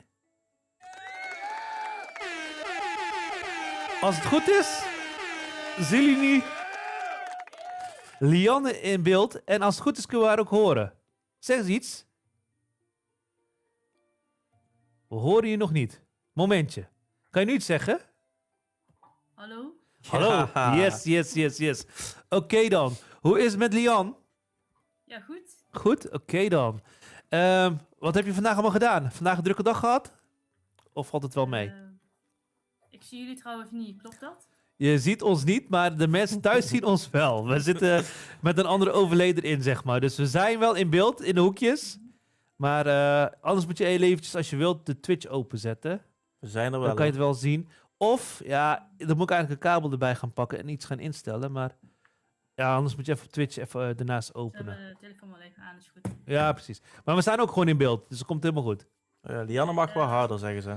Ja, ik heb er al harder gezet. Ze staat al helemaal op max, zeg maar, op dit moment. Nee, ik Dus. ben wezen werken in Utrecht en verder was het wel een lange dag. Ik ga Ja. altijd vroeg weg, rond 1:00 of 6:30 of zo. En dan ben ik om 5:30 weer thuis, dus wel een lange dag.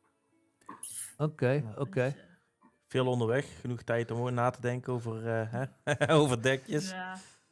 over de Dat nieuwe komt kaarten. volgende week weer. Na Ja. de setjams dan gaan we weer kijken naar leuke decks. Oh, jullie zijn nog helemaal niet aan het kijken naar nieuwe kaarten, of toch wel? Jawel, links en rechts, maar ik ben nog wel aan het focussen voor de setjams. Oké. Want je volgende setchamp is, ik denk Family, of niet? Nee, nog na Zaltbommel, zaterdag en zondag dan naar TCG Family. Oké. Dat zou Bommel is Dracoon, toch? Ja. Ja, klopt. Ja. Ja. Ik ben benieuwd ook, eerste keer daar, dus... Ja, want die hadden eerst altijd dat ze zo'n centrumpje afhuurden, geloof ik. En nu hebben ze echt een eigen locatie, dacht ik. Dus Ja, klopt. Ze Ja, hebben nu een eigen ja. winkel, in de eigen winkel. Of zo, altijd, ja. Voorheen hadden ze bejaardenhuis inderdaad. En nu hebben ze gewoon in de winkel zelf een kleine speelruimte gemaakt om te kunnen spelen. Maar volgens mij ook maar iets van 8 of 9 tafels, of niet? Ik weet eigenlijk niet precies, maar... 20 man in ieder geval. Oh, 20 man, oké. Ja. dat is toch leuk. Ja. Genoeg diverse dekjes. Tenminste, als niet iedereen dog speelt. Dat is natuurlijk de volgende vraag. Wat ga je zelf verwachten eigenlijk om wat je daar gaat zien? Of weet je het zelf nog niet? Zaterdag Mhm. denk ik veel Blurple. Mhm. En zondag, ja, denk ik wel echt een mix van alles. De meeste denk ik Docs en Blurple, denk ik. Oké. Maar daar heb ik nog niet echt heel goed naar gekeken. Oké. Geen probleem. Je hebt afgelopen weekend heb je ook Set Champions gespeeld, toch? Ik Dat was bij Gameforce. Gameforce? Nee, dat was het Bij niet. de Gameforce heb ik gejudged. Oké. En de zaterdag heb ik gespeeld in Veghel. Oké. En hoe was het judgen? Was het de eerste keer dat je dat hebt gedaan? Of, Ja, eerste keer, maar het was wel fijn omdat we alleen maar bekenden waren. En het was wel heel gezellig. Ik heb ook maar 3 Oké. judge calls of zo gehad. Oké. Niet zoveel. En Ja? het was wel gewoon met alle locals, dus dat was gewoon heel gezellig. Ja, Mhm. precies. Oké. Netjes, goed om te horen. En hoe is het eigenlijk... Mooie ervaring. Ja, zeker, ja. En hoe is het eigenlijk om als vrouw Disney Lorcana te spelen? In een scene waar best wel veel mannen het spel spelen. Ja, in het begin was het natuurlijk wel ook wel sowieso wennen. Dat viel me wel op. Dus op mijn eerste TCG dat er best wel veel mannen dit spelen. Mhm. Maar ja, op zich de meeste zijn wel aardig. De meeste Oké. mannen. De meeste mannen. De meeste ook. Dus er zitten dus onaardige mannen tussen. Oké. Ja. En wat vind je dan nu steeds meer vrouwen? Want we zien het ook op DLC's, zeg maar. Dat we ook steeds meer vrouwen zien eigenlijk. Vind je dat zelf ook leuk om te zien? En of denk je Ja, bij je zeker eigen... alleen maar heel leuk. Ja, precies. Ja, oké. Ook vond die mix juist- en zo. En dan ook binnenkort over een paar maanden dat vrouwentoernooi is wel heel leuk. Want Klopt. Ja, Ja. vooral dat vrouwen wel vaak anders spelen dan mannen. En ook dat, ja, ik denk dat wel vrouwen soms wel verschillende decks spelen dan mannen. Is hij met een balletje aan het spelen? Ja, mijn hond. ja.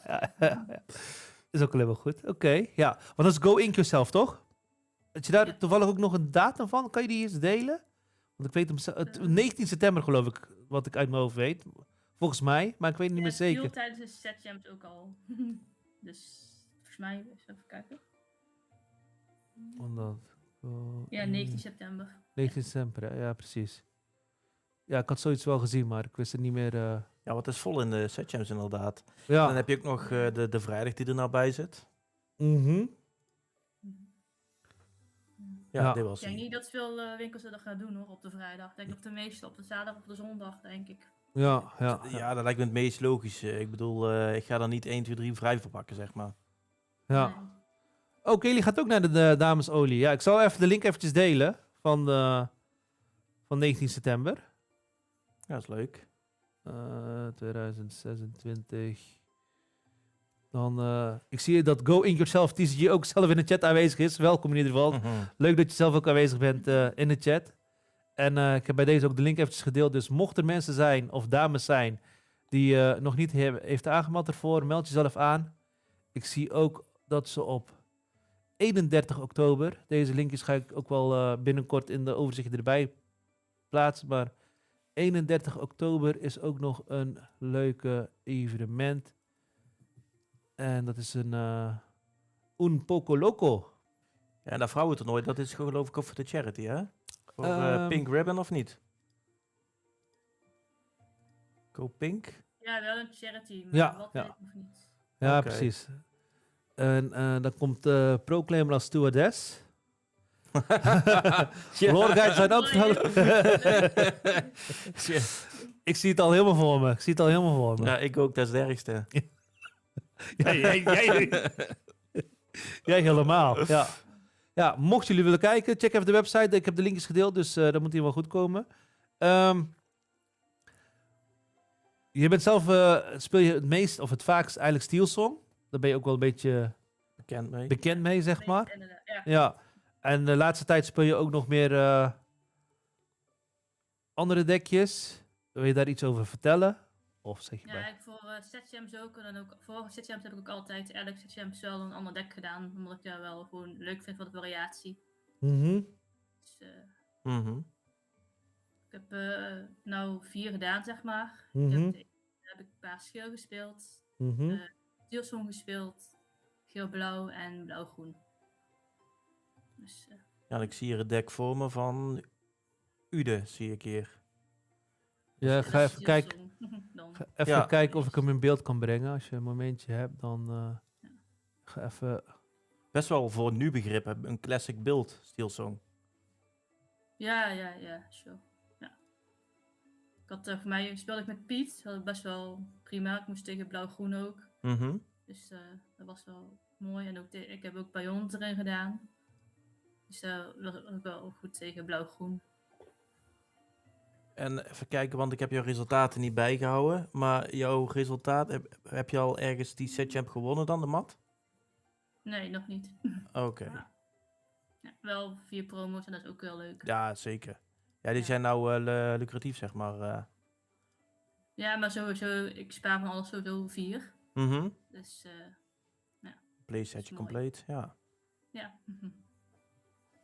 Kamresh is druk bezig met het deck op het scherm te krijgen.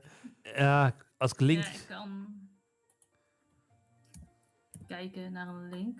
Wacht, ik kan hem wel eventjes overzetten vanuit... als Even die in de erin Discord staat. gooien. Ja, stuur hem even in Discord, dan is het voor mij makkelijker. Want... Of die er nog in staat.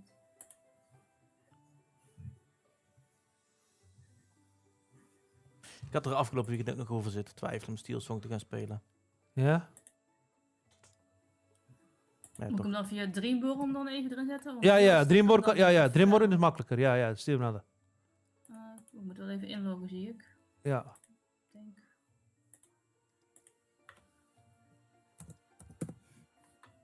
Kijk, hoe was ik Geen Martijn probleem. in de chat? Even kijken. Hier zo, nee, tenzij... er Oh nee, nog dat is meer- Tyrone. Oh. Wat vind je van een nieuwe potato kaart? Oeh. Tegen het- mij! Is dat de vraag voor Lian of is dat Ja, de vraag... ik denk dat dat een vraag voor Lian is. Ik denk het ook. Oh Lian, wat vind je van die potato kaart? Een mooie kaart voor Tyrone om te spelen in zijn blauw-groen item deck. Zie je? Ja, Ja, Chef Cherry on item. Ja, nee, ik vond het echt een hele rare kaart. Mhm. Maar wellicht dat we hem later wel misschien meer play gaan zien. Ja, hij moet even vorm krijgen. Hè? Mensen moeten hem even, Ja. even bekend mee worden, denk ik. En ik denk dat straks op een gegeven moment wel mensen het interessant genoeg gaan vinden om hem te gaan spelen of te willen gaan spelen. Mhm. Mhm. Want als jij hem shift op een item, is hij ook meteen droog, toch? Want je item is droog. Item is droog, precies. Ja, je Dus- item is... Dus zou dat dan misschien een potentiële rush kunnen geven? Nee, want daarom komt die exodus binnen. Oh, die item Die komt item exerted komt in exerted play. binnen. Ah, oké, die Precies. fiets, ja. Ik ga hem even erbij pakken. Ik ga even een seconde. Oh, nee, ik heb een verkeerde beeld. Ben ik nou aan het uploaden. Ik heb de Oh, oude ja, beeld ja, van ja. Hillsong zeker niet meer in staan in Duals. Oké, geen probleem, geen probleem. Even kijken als ik dit zo kan doen en dan kan ik... Kan ik geen scherm delen? Maar er komen er waarschijnlijk dus meer potatoes als shift target. Of Nee. dit is een shift target dan. Ja, precies. Geheid dat er dan nog wel een potato head komt van Toy Story. Kamresh, Ja. kan ik mijn scherm delen? Nee, dat is ook niet makkelijk. Je zit klein in het scherm eigenlijk. Oh. Dus dan... nu zie je dus Potato. potato. Dit is item place exerted. Ja. En dan heb je dus die shift, zeg maar.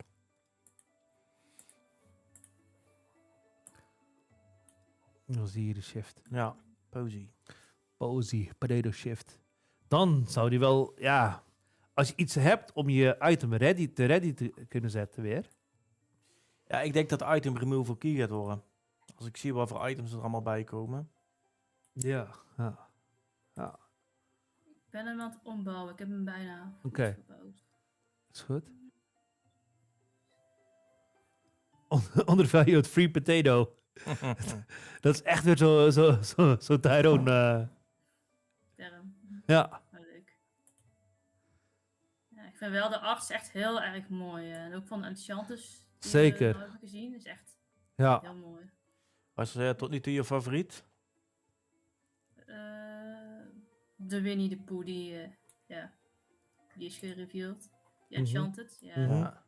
Maar ik denk dat iedereen die wel wil. Dat is denk ik zeker 100% waar. Ja, voor collector value oké, maar ik vind die Mei Ling vind ik eigenlijk best wel veel vetter. Die is Ja, die zeker is ook wel vet. Die is gaaf. zeker vet. Die is zeker vet. Ja. Ja. Gewoon een beetje classic, ik weet niet. Ik vind het gewoon echt Japans ogen. Ja, klopt. Klopt. Dit is ook gewoon heel strak. Dit is wel meer tekenachtig. Dit is wel Ja. meer Pixar feeling, zeg Mhm. maar. Ja. Maar goed, ja, weet je. Iedereen Enchanted is leuk. Of, hoe moet je nou uitspreken volgens Rob? Enchanted? Enchanté? Nee? Enchanted? Ja, er komen ook nog aardig wat epics Mhm. die gereveeld moeten worden. Maar dus hier ook al een Winnie the Pooh. Maar ja, Ook die wel nice. iconic, die van Lilo en Stitch en die Belle en de Beast. Ja? Die zijn ook echt prachtig. Die zijn ook mooi, hè? Ja, die ja. gaat voor de normale mensen niet... ja, of je moet hem Nee. pakken, zeg maar. Ja, Kun je echt geluk ja. hebben. Ja. Eh, Ik denk dat het echt wel chases zijn voor mensen die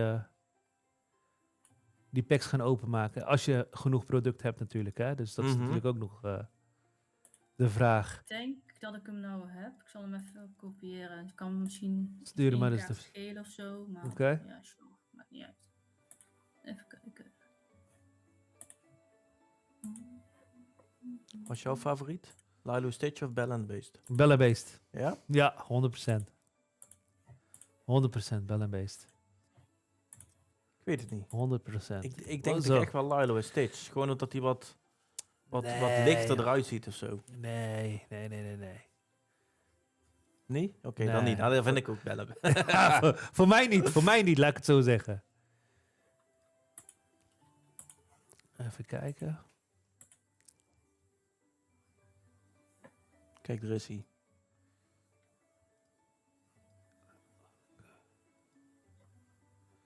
Dat gaan jullie ook allemaal. Oh, een momentje.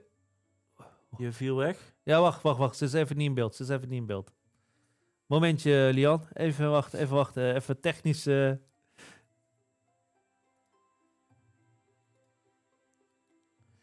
Iedere keer als ik die kaart zie, lijkt het alsof Gaston een grote lolly vast heeft. Die iconic bedoelen ze dan. Precies. Wat? Je bent er weer, Lian. Oh, top. Ja, je wou zeggen. Ja, of ook nog mensen in de chat gaan spelen ergens dit weekend. Zijn er mensen in de chat die ergens gaan spelen? Dat is een goede vraag. Ik snap wat hij bedoelt met die Gaston lolly. Hoe bedoel je? Ja, kijk op die iconic. Wacht even hoor. Kijk dan. Dat is net Ja. Heel die iconic verpest. Nu gaan we het altijd blijven zien, hè? Ja. Nu je het heeft verteld en nu gaan we... Ja, als we de voordat de kaart gaan zien, dan blijven we dit zien nou. Dus oké, dankjewel. Zaterdag bij TCG Ground voor het eerst. Oké.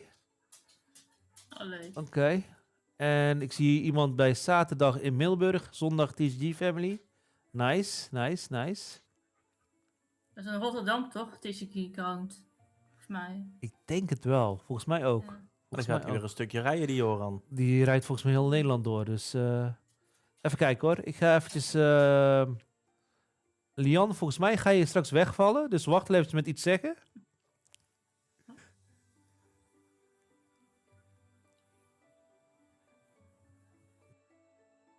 Ja, nu is alles helemaal veranderd. Oké. Dit is techniek, hè? Leuk, hè? Ja, Techniek. joh, het is Leuk, hè? Live. zoveel knopjes. Kijk, als het goed is, Lian, horen we jou weer. En Ja. zien we nou jouw deck Yes. ook in Ja. beeld. Oké. Ja, klopt. Eh, Dus heb ik een uur gespeeld. Dan. Ja, de Steel Song variant, zeg maar. Dan zien we in ieder geval dus 4 keer Auroras, Rhino, Mhm. Angel, Mowgli, de Troubadour, Lilo, Doc, Nani, Pete, Chief, de Chief natuurlijk, Bodyguard, Ariel, Rhino Shift, Angel, Stitch, Namari, Akut, Strength en He Hurled His Thunderbolt. Dat is gewoon steady. Dit is gewoon steady, gewoon eigenlijk een hele, ja, Ja. Classic beeld. classic Ja. beeld, precies. Alleen met de Piets erin die niemand speelt. Ja, Ja. die zit erin. Hebben die vaker gespeeld of heb je nu ook vaker de Asians Way gespeeld? Of heb je daaraan zitten denken of niet? Dat is die. Nee, ik heb toevallig De in song. DLC in Dortmund heb ik ook Core gespeeld. En toen Mhm. had ik ook Peach gespeeld. Maar dat was meer omdat ik dacht dat ik ook best wel veel blauw-groen tegen zou komen. Mhm. En dan zal dan, ja, soms die ene turn, Mhm. delay voor hun, kan jou ook wel de winst geven, vind ik vaak. Ja, Piet is ook wel een lekkere body op boord, hè. Precies, ja. Ja. Nou, Ariel Oké. en Cardra. Ja, Rhino Shift is altijd goed. Ja. Daarom, ja. Oké. Oké, nice. Oké. Maar ik had helaas een uur Nokia Docs tegengekomen en 2 keer Blurple. Dus ja. Helaas. Ja, Blurple is wel lastig. Ja. Ja, klopt. Ja. Zeker als je te slow bent. En dan Mhm. hebben ze, nemen ze de overhand en dan Ja, dat is het haal je het net toekijken. niet. Ja. Haal je het net niet. Oké. Nice. Ja. Heb je nog andere punten die je wilt gaan vermelden voor de mensen die aan het kijken zijn op dit moment? Ja, ik weet niet wie er allemaal aan het kijken zijn. Ah, er zijn genoeg mensen in de chat. Joran is in ieder geval in de chat. Ik weet niet of mensen vragen hebben of zo. Of iets. Ja, zijn er andere mensen die vragen hebben? Kan ook, zeker. Ja, Roland sowieso. Oh, Pelle is nog aan het kijken. Mhm. Oh, er start iets op. Ja. Oh. Ja, dat klopt. Ik raakte al in paniek. Ik denk, er gebeurt Ja. er iets. Pelle is aan het kijken. Ik weet niet of jullie een vraag hebben voor Lian. Hebben jullie een vraag voor Lian? Of zijn er geen vragen? Kan natuurlijk ook. Ik hou me even op de achtergrond, want ik zeg altijd al genoeg. Oké. Ga je eerste woorden bij Go Pink Yourself? Dat is een goede vraag. Nee, Dat is dat een denk ik niet. Niet? Waarom niet? Nee, sowieso niet. Hoezo niet? Hoezo Ja, niet? er Kom op, een doen beetje vertrouwen. mensen mee. Ja, maar alsnog. Ja. Ja, je Het is natuurlijk, dan heb je al een keer geoefend, zeg maar, bij Glimmer Showdown, want daar ga je ook komen. Mhm. Ja. En in Parijs natuurlijk. Je gaat hè. naar Ik ga Parijs, heel precies. veel oefenen. Ga je heel veel Go oefenen, Ink inderdaad. En daarna daarna is Go Ink Yourself. Dus op zich zit je dan misschien al in een winning streak. Je hebt al 4 keer het dekje gespeeld. Of meerdere keer op grotere toernooien, laat ik het zo maar zeggen. Je hebt dan wel vaker je deck gespeeld, maar dan op grotere toernooien bedoel ik dan eigenlijk, hè. Waardoor je eigenlijk denk wel je dekje in en uit wel gaat kennen, zeg maar. En dat je misschien ook wel goed naar voren kan komen. Denk ik, hè? Ik weet het niet. Ik ben ook maar aan het hardop aan het vertellen wat ik klopt, denk. Inderdaad. Daar hoop ik in ieder geval voor de top 8. Laten we het daarop houden. En dan, Precies, juist, ja. kijken we wel verder. Ja. Ja, nu komen de leuke vragen. Hè? Ja, precies. Even kijken hoor. Dan gaan we hier. Van Joran. Vind je het tof team wat jullie hebben? En even om te komen. Echt superleuk. Oké, is goed. Ja, ik dacht dat het een vraag was. Nee, als geen vraag. Hier is van Roland. Woody of Bus? Ja. Welke Woody of welke bus? Laten we het daarover hebben Ik ook. denk dat hij bedoelt character. Oh ja, dat kan ook nog. Ik vind dat ze allebei wel wat hebben. Ja? Zijn allebei classics, toch? Zijn allebei... Ja, precies. Ja. Ik denk van de Woody met de cowboy misschien wel leuker. Oké. Robin, welke kaart van de verzameling zal Lianne absoluut niet wegdoen? Ja, dat is mijn duurste kaart en dat is de Winnie Enchanted. Die doe ik echt niet weg. De Winnie Dat is ook Enchanted. een van de mooiste kaarten. De Honey Die Wizard. gaat nou Ja. iets van 2000 euro, dat is echt insane. Die heb je zelf gepoeld? Nee, verkocht. Maar toen was het van 80 euro of zo. Dus Oké. Je hebt dus een mooie winst uiteindelijk op als je het gaat... maar die gaat niet weg. Die blijft in de verzameling. Ja. Samen met de IO heb ik die één. Mhm. En dan... Ticker heb ik ook. En dan inderdaad, de Piglet moest ik nog. Ja. Dat is wel mooi dat hij nou met de nieuwe Winnie er ook op zit. Ja, Dus ik hoop precies. dat ik die of cool of... Voor een leuke prijs. Voor een redelijke prijs kan halen. Maar Ja. Oké. Dus, we zullen zien. Nice. Oké. Van Pelle hier de vraag. Welke mat vind je leuker? De Woody of Mike en Sully? Ja, sowieso Mike en Sully vind ik echt heel gaaf. Ja. Ja. Kijk je veel Dat mensen... is gewoon heel leuk. Ja, en de Mike natuurlijk ook. Ja, precies. Heb je veel Monster Inc. gekeken of dat valt wel mee? Zijn nu twee... Eentje volgens mij. Ja. Of, Twee. Toy Story 1. Ja? Ja, en dat voor mij in het begin, maar dan verder ook niks. Dus... Ben je nog naar de film geweest? Ben je nog naar Toy Story Nee, geweest? nog niet. Dat moet ik nog doen. Kom op, joh. Oké. Oké. Ja, precies. Ik snap het. En daarna werken, dus ja, de tijd vinden is dan lastig. Ja, precies. Ja, bioscoop is niet goedkoop voortaan, hoor. Nee, maar we hebben nog omdat we hebben geholpen in Tilburg. Oh, daar heb je nog te goed. Hebben we nog te goed, zeg maar. Nice. Dus dan kan ze nog even een dagje gaan, zeg maar. Dat was ook wel leuk om te doen, toch? Die zaterdag. Hier in Tilburg. Dat was heel erg leuk. Ook wel heel veel bekenden gezien, maar ook toch wel spelers die al speelden. Dus dat was super leuk. Ja, maar ook een paar nieuwe mensen die we het ook kunnen uitleggen, zeg maar. Dus dat was best wel heel gevarieerd eigenlijk. Het was heel gevarieerd, zeg maar. Van bekende mensen, wat minder bekende mensen. Mensen die vanuit België waren gekomen, hadden we ook nog wel een aantal. Dus dat was ook wel leuk, zeg maar. Dus ja. Even kijken. Ik weet niet of deze vraag voor Lian is. Die van Martijn. Waarom geen spooky site in groen-blauw? Maar ik denk dat deze niet voor dingen is. Daphne heeft hier een vraag. Als je één kaart mag kiezen, wat is dan jouw all-time favorite card?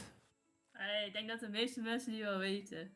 A Whole New World. Ja, klopt. Ja. Gewoon ook vanwege het liedje, maar ook gewoon vanwege de kaart. En het was vroeger gewoon heel leuk om die te spelen. Ja. Oké. Heel de gameplan van de tegenstander, Ja, helemaal te veranderen. Ja, dat. En vind je dan de promokaart leuker? Oh ja. Of de original? Ja, dan toch de promo. De promo, dan oké. toch de promo, ja. Of dan ook gewoon de foil promo, gewoon de Wilds, Oh ja. de Wilds versie. Die Ja, die zal kaartje. natuurlijk wel mooier zijn dan die inderdaad. Mhm. Maar, Ja. Dus ook wel, de promo die vind ik, heb ik voor mij ook al 9 keer gewoon 1 keer een hele pagina. Ja, Ook wel oké. leuk. Ja, oké. Ja. Nice. Hier een vraag van Roland. Kan je een hondje op stream? Het is wel hond, maar ik zal hem Hond? wel... Ja? Bailey, kom eens. Ja, ik Nog niet zal de hem dek, maar de echte. Ja, oké. Zo. Zie je? Oh, Kijk. zo. Oké. Op. Ja. Zie je? Zo, ja. Oké. Australische herder, Bailey. Ja, Ja, oké. Nice. Was die kleurslag Blue Merle of niet? ja red mijn rol. Oké. Ja, het is wel al donkerder, maar ja. Klopt. Oké. Nice, mooi. Ik zie al cute staan, dus dat is heel mooi. Mhm. Je zegt Pelle nog, ik ben fan van de original. Oké, de vraag was over Voor Lian. En dat is waarom geen spooky site in groen-blauw? Groen-blauw. Ja. Nee, ja, je hebt voor docs sowieso kies ik vaak voor de MMS combo shift. Mhm. Of je hebt altijd onder de zee en ik vind blauw, ja, het is vaak ook een voordeel om docs te ruimen, weet je. Zeker als ze nou met die Eleanor op kaarten rapen, ja, dan vinden ze ink zeg maar alleen maar fijn. Mhm. Ja, ik zou daarom ook niet voor Spooky Side kiezen. Ik ook niet. Ja. niet. Nee. Ja. Ik vind het echt wel een hele slechte kaart. Ja. Ik ga liever zelf dan, ja, inderdaad voor die shift, voor de Print Philip line inderdaad, of je dubbel red met Cinderella bijvoorbeeld. Of, Mhm. ja, doe iets anders. Mhm. Oké, nice. Als je iets nieuws in Lorcana zou willen zien, wat zou het dan zijn? Potato Shift. Juist, potato shift. Uiteraard, ja. Die heb ik wel al Team up, shift, team shift. Ja. Niet te moeilijke vraag stellen, hè? Iets nieuws zou willen zien. Ja. Ja, iets nieuws. Ja, een nieuwe steelsong zou wel fijn zijn. Geef 6 damage of zo. Oké, ja. Geef 6 damage. Ik denk dat je bij de volgende set, zeg maar na Attack of the Vine, dat er dan wel een nieuwe Steelsong variant geboren gaat worden. Ik denk het ook. Ik denk dat we met Hyperia City, dat de Steelsong liefhebbers heel wat gaan krijgen, denk ik. Denk het ook. Want nu zijn er alweer wat zingers bijgekomen. En er waren al natuurlijk al wat zingers in een ronde, zeg maar. Ook Herubi natuurlijk. Ja. En ik hoop dat dan straks opeens wel de songs worden uitgebreid, zeg maar, met Hyperia City. Ja, het is op zich niet het probleem dat er geen singers zijn. Hè. Het is meer het probleem dat je niet echt geen goede songs songs kan pakken. Juist. En tenminste, ik ben geen expert in Steelsong hoor. Ik speel het maar een paar keer, maar Ja, wie weet komt weer een goede Ariel naar tevoorschijn, hè? ik vond die Deceiver Val ook wel leuk, zeg maar. Dus dan Ja, nog een Steelsong. dubbel, ja, dubbel zingen. Ja. Ja, zeker. Is ook heel leuk. Ja. Ja, oké. Bijvoorbeeld Lenny, die kan het ook een beetje half. Ja, inderdaad, die kan het half. Die zou je 2... Ja, maar dan moet je wel 2 songs gebruiken. Hè. Precies. Ja, dat klopt. Ja. Oké, nice. Oké. Zelf nog andere punten? Powerline, ja, Powerline. Powerline is zeker goed, ja. Heb je zelf nog iets wat je wilt gaan... Die is nou ook goed, hè? Met rood-blauw, Powerline was ook best wel een redelijk dekje. Voor deze meta in core. Ja, klopt. Ja, ik heb in Mol tegen zo'n Ruby Song dekje gezeten. Maar als dat afgaat, dan gaat hij goed af, hoor. Ja. Dus, Daarna met die Olaf zeker en met dinges. ja, en die Lilo en ja. Ja, oké. Ja, nice. Heb je zelf nog punten om iets te vermelden naar de mensen die allemaal aan het kijken zijn? Ja, leuk dat jullie aan het kijken zijn. Ja? Dat is positief. Dat is goed.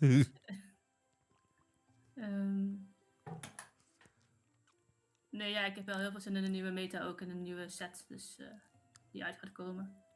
Vooral de Wel eerste. fijn om wel weer iets helemaal verfrissend te krijgen. Mhm. Dus dat iedereen ook wel toe is aan iets nieuws, lijkt mij. Ja. En nogal ja, ik kan niet wachten op rotatie. Ja, precies. Oké. Dan hebben we nog een... even kijken. Even kijken of er nog een andere vraag bij is gekomen. Nee, er is voor de rest geen andere vraag. Ik heb wel een vraag wie jullie de volgende keer willen zien vanuit het team. In de stream? Ja, we moeten even gaan kijken, want volgende week ben ik op vakantie. Of ja, deze week eigenlijk al. Dus volgende week is er geen stream. De week erop is pas weer een stream. Op de dinsdag en de dinges is ook geen stream. Dinsdag, woensdag geen stream. Daarna een week erop is de week van de release, zeg maar. Dus dan gaan we waarschijnlijk wel streamen. En dan gaan we waarschijnlijk ook met Illumineers in de stream zijn. Om eigenlijk alle kaarten die er eigenlijk zijn geweest, even te gaan reviewen. En misschien al wat open te gaan maken als we al iets hebben. Denk het wel, tegen die tijd. En even kijken. Dus de volgende stream met eventueel team TCB zal waarschijnlijk dan 22 juli zijn. Dus dan moeten we even gaan kijken wie dan nog in het land is, niet op vakantie is en wie dan nog eventueel in de stream wil gaan komen.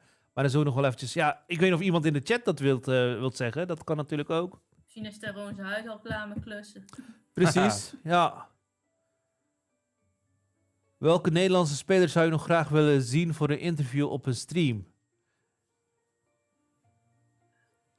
Oh, is dat een vraag aan ons of aan Lianne? Dat weet ik niet. Ja, is dat vraag aan ons of aan Lian? Dat is wel een... Op zich hebben we al een redelijke grepen uit de Nederlandse scene gehaald, zeg maar. Dus Ga jij een keer op stream, Jay? dat mag ook natuurlijk, hè? Is voor mij geen uiteraard. probleem, hoor. Lianne, maar beide mogen. Oké. Nou ja, van Lian. Zeg jij het maar, Lian. Ja, voor mij mag Jay ook een keer op stream. Dat vind ik wel leuk. Ja? Ja, oké. We kunnen ook samen op stream zijn, hè, met z'n vieren. Kan ook zeker. Met z'n vieren, met z'n vijven. We kunnen eigenlijk allemaal inloggen, dus het is allemaal geen probleem. Ja, dat is wel gek, hè, op de Discord. Ja, Discord of via de andere linkje die we nu hebben, hè. Dus dat ze gewoon kunnen inbellen. En dan, vorige keer hebben we ze ook... zo heb ik ook kolonisten gedaan. Hiermee. Ja, ik snap er allemaal niks van wat er op dat scherm gebeurt. Ja, Als ik een keer op stream komt, het misschien ook nog wel leuk. ja, Maar ja. Frank, Heeft hij ooit bij jullie op stream is geweest? Nou, Ik heb hem een aantal keren gevraagd of hij op stream wilt komen. En over het algemeen is hij best wel druk. klopt. En toen hadden we een keer een afspraak gemaakt om iets te gaan filmen gewoon. En dat was toen ook volgens mij was toen een Magic toernooi bijgekomen of iets dergelijks. Hebben we het weer verzet, zeg maar. Dus Mhm. ja. het is inderdaad Precies. wat Maaike zegt. Misschien wel Ja. leuker om met meerdere door de kaart heen te gaan. Want iedereen heeft ook Zeker. een eigen invalshoek. Zeker, Hè? zeker. Dat is zeker waar. Ja. Misschien is het wel iets voor de 15e. Dus, en de 15e hebben we ook nog de raffle. Van de mensen, Van de pre-orders. van de pre-orders van hier. Ja. We hebben nog een raffle actie, zeg maar, gaande. Dus die gaan we ook de 15e doen, toch? Mhm. Of was het...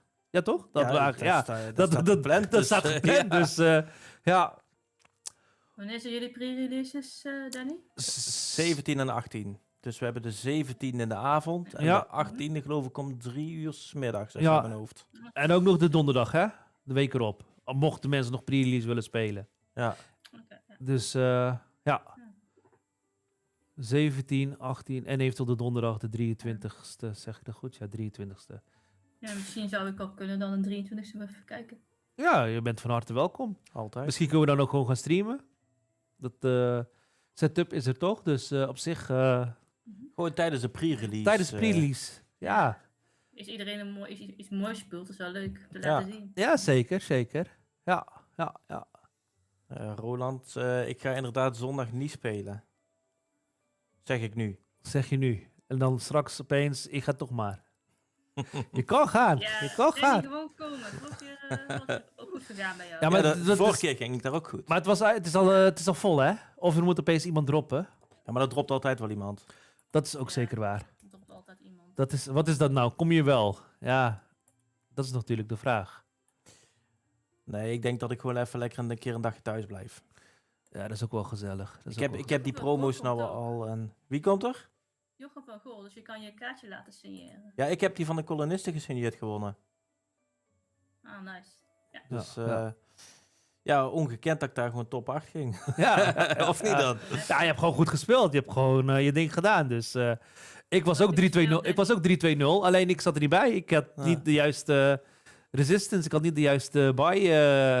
Ja, ik had aan het einde van de dag, van de zaterdag, de set champion, had ik denk nog geen uur tijd met Pelle een beetje zitten brainstormen over een deck. Ik was al begonnen met het deck in elkaar zetten. En toen kwam Pelle nog met wat toevoegingen. Ja. 0 keer gespeeld met het deck en bij de kolonist het liep als een trein. Dat was echt niet normaal. Lekker toch, lekker toch. Oh, leuk.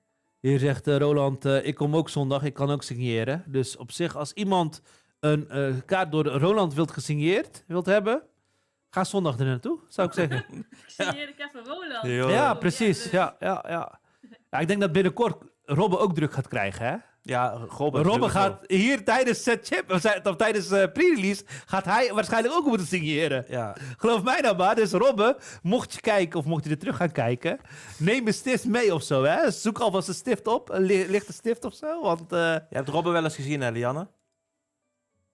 Nee, die ken ik niet. Nee? Oké. Ken je Carl Fredriksen van Up? Zeg maar die opa met die vierkante bril. Ja. Ja, daar lijkt Robbe op.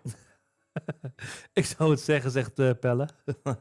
Ik ga even de kaart erbij pakken. Dan heeft, misschien heeft Liander nu al wel een beeld bij. Maar... Ja, ik weet wie het is. Ja? Oké, ja, precies. Roland, wat is jouw favoriete kaart? Ja, hij is voortaan van de docs. Ja, Toys dan, nu. Misschien. Toch vind ik die nog niet zo snel. Nou, hij is wel redelijk snel, hoor. Hij is wel redelijk snel. Powerline, zegt Roland. Ah. Dus hij is volgens mij Ik overgestapt. kan eentje meenemen en dan kan je die signeren voor mij. Hé, kijk. Kijk. Deeltjes worden gemaakt hier zo te zien. Deeltjes worden gemaakt. Mooi. Dat is ook leuk van spelers, ja. Dus ze staan al online, Martijn. Die staan al 2 weken, als het niet 3 weken, als het niet 4 weken, als het niet 5 weken, als het niet 6 weken online staat. Staan ze al online. Niet de aardappel. De aardappel is voor de volgende set, hè. Dus dat is de... Dat is de volgende set pas. Top. Gaan we een mooiste stift opzoeken. Helemaal goed. Als de aardappel eenmaal gereveeld gaat worden, dan gaat de aardappel misschien ook wel gesigneerd worden door Tyrone. Gewoon een enchanted aardappel. En een John... Dus, Dat zou echt wel zo'n meme kaart Ja. worden dan eigenlijk. ja, maar onderschat die niet, hè? Nee, zeker niet. Kijk maar naar Tamatoa. Nee, Ja. maar op Twitter ook zie je echt die aardappel echt helemaal viraal gaan. Echt, Mhm. net zo erg als die Enchanted Winnie. Ja. Ja, ze hadden ook al zo'n fake... eens kijken, je had dan de potato item. Ja? En hadden ze dan verzonnen dat als je dan de potato moustache en smile en potato arms en zo erbij had. Mhm. Als je heel de potato head compleet had, dat je dan het spel had gewonnen. Mhm. Dus van, Ja. Enchanted, Ja. Dash en Violet is ook erg nice. Oh, is hij net gereveeld? Die heb ik nog niet gezien. Die heb ik nog niet. oh, hier ja, rechts. Ik ga hem nu eventjes online zetten in het scherm. Als je een seconde hebt. Hij is wel Dan tof. moet ik eventjes dit hier aanzetten. En dan moet ik dit hier even zo. Dan als het goed is kan je hem nu zien in het scherm. Dash, Mooi, Par en ja. Violet is echt wel nice dit. Ja, Een dikke omnidroid op de dit is achtergrond. zeker. Ja, hè? Ja, dat is gewoon super, hè? Dat is gewoon incredible. Ja, ik heb ermee zitten experimenteren met zo'n superdekje. Mhm. Maar dat kan ook wel lekker hard gaan, hoor. Zeker. Met die Etna erbij en zo. Ja. Wat doet de kaart? Combo Shift 6. Evasive Resist plus 1. En nu klikt Kamresh ergens op. Oh, sorry.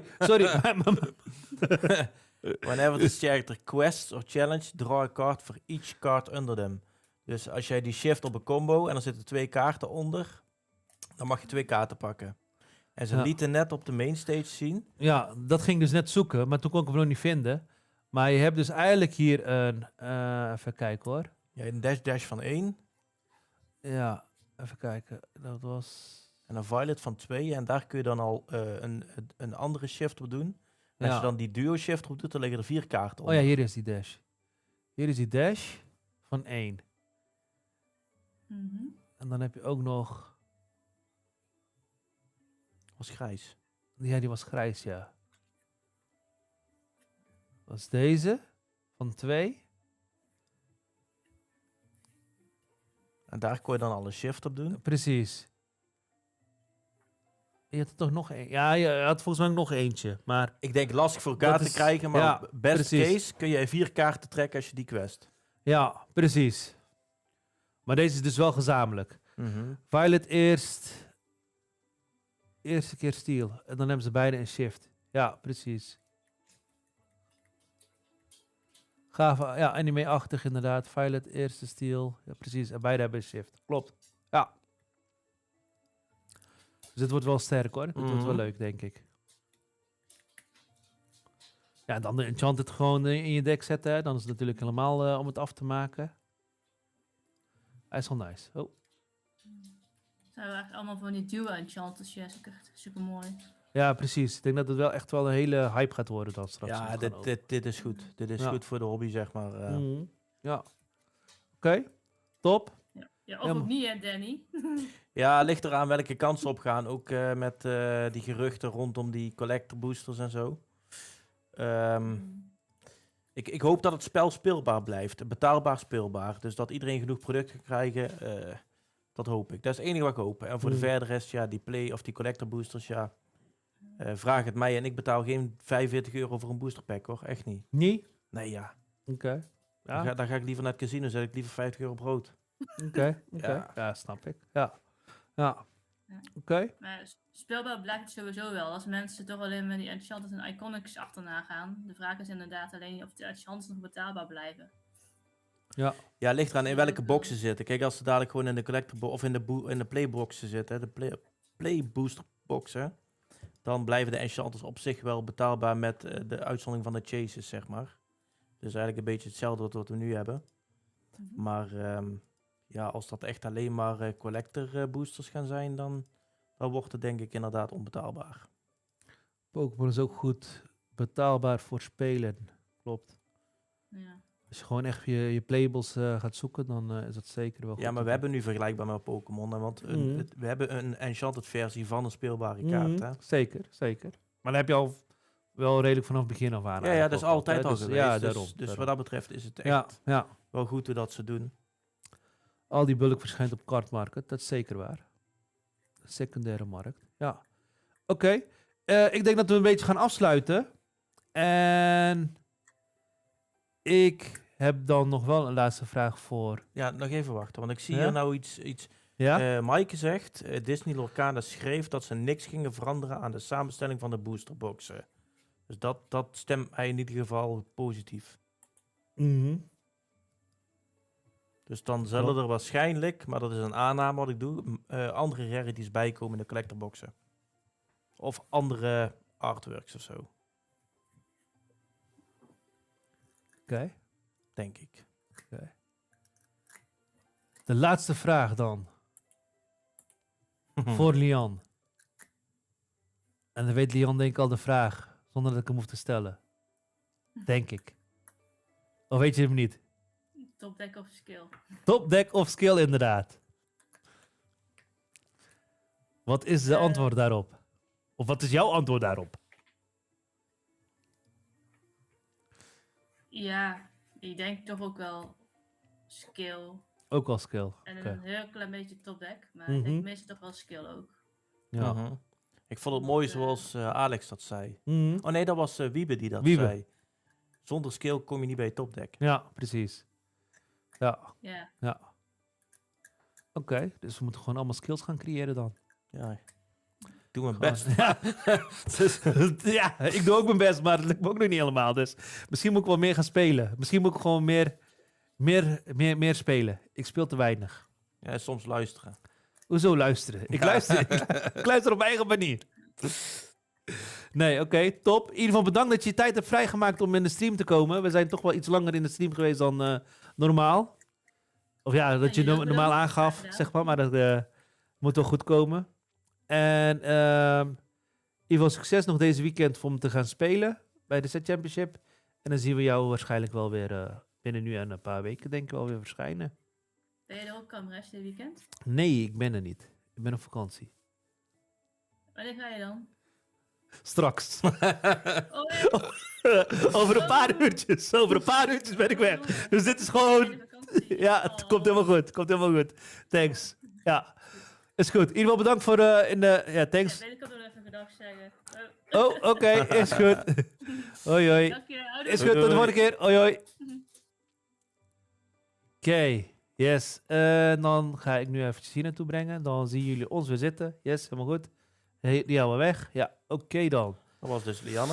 Dat was Lian, inderdaad. En iedereen bedankt om in de stream aanwezig te zijn vandaag. We hebben natuurlijk eerst de MainStage gehad. Hebben natuurlijk mee zitten kijken. Er waren ook heel veel Engelsen natuurlijk in de chat erbij gekomen. En dat was best wel chill eigenlijk. En daar hebben we Lian in de uitzending gehad. We hebben eerst zelf nog even gesproken, zeg maar, een klein beetje over de MainStage. En wat kaarten laten zien. Die zijn gereveeld. En Illumineers in ieder geval bedankt om het weer zo snel mogelijk allemaal op de website te plaatsen. Dat doe je altijd heel snel en heel goed, zeg maar. Het is best wel veel werk. Even een applausje. Zeker, zeker. Dat kan ik toch goed, hè? Dat kan jij goed. Ja, je weet precies welk knopje je daarvoor moet hebben. Hij is wel een beetje hard vandaag, denk ik, de geluid. Ja. De applaus was vandaag wel best wel... Ik denk dat de mensen wel rustiger moeten doen de volgende keer. Ja, Nee, in ieder geval iedereen bedankt. En ik zou dan zeggen... Ik ga even kijken of er nog iemand aan het streamen is op Twitch om te gaan raiden. Maar ik denk niet dat er iemand in dezelfde categorie zit te streamen op dit moment. Die normale gameplay speelt. Voor iedereen die gaat spelen ergens een setchamp, heel veel succes. Ja.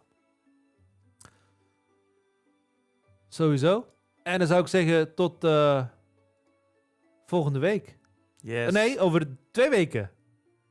15 juli zijn we terug. Heel misschien zijn we al 13 juli terug. 13 juli. Oh, dat 13 kan, juli. Ja, 13 juli, de maandag. 13, 14, 15, 16, 17. Even inhalen. Even inhalen. We moeten even de weken die we niet hebben gestreamd, gaan we inhalen. Yes? Ciao, ciao. Ciao, ciao.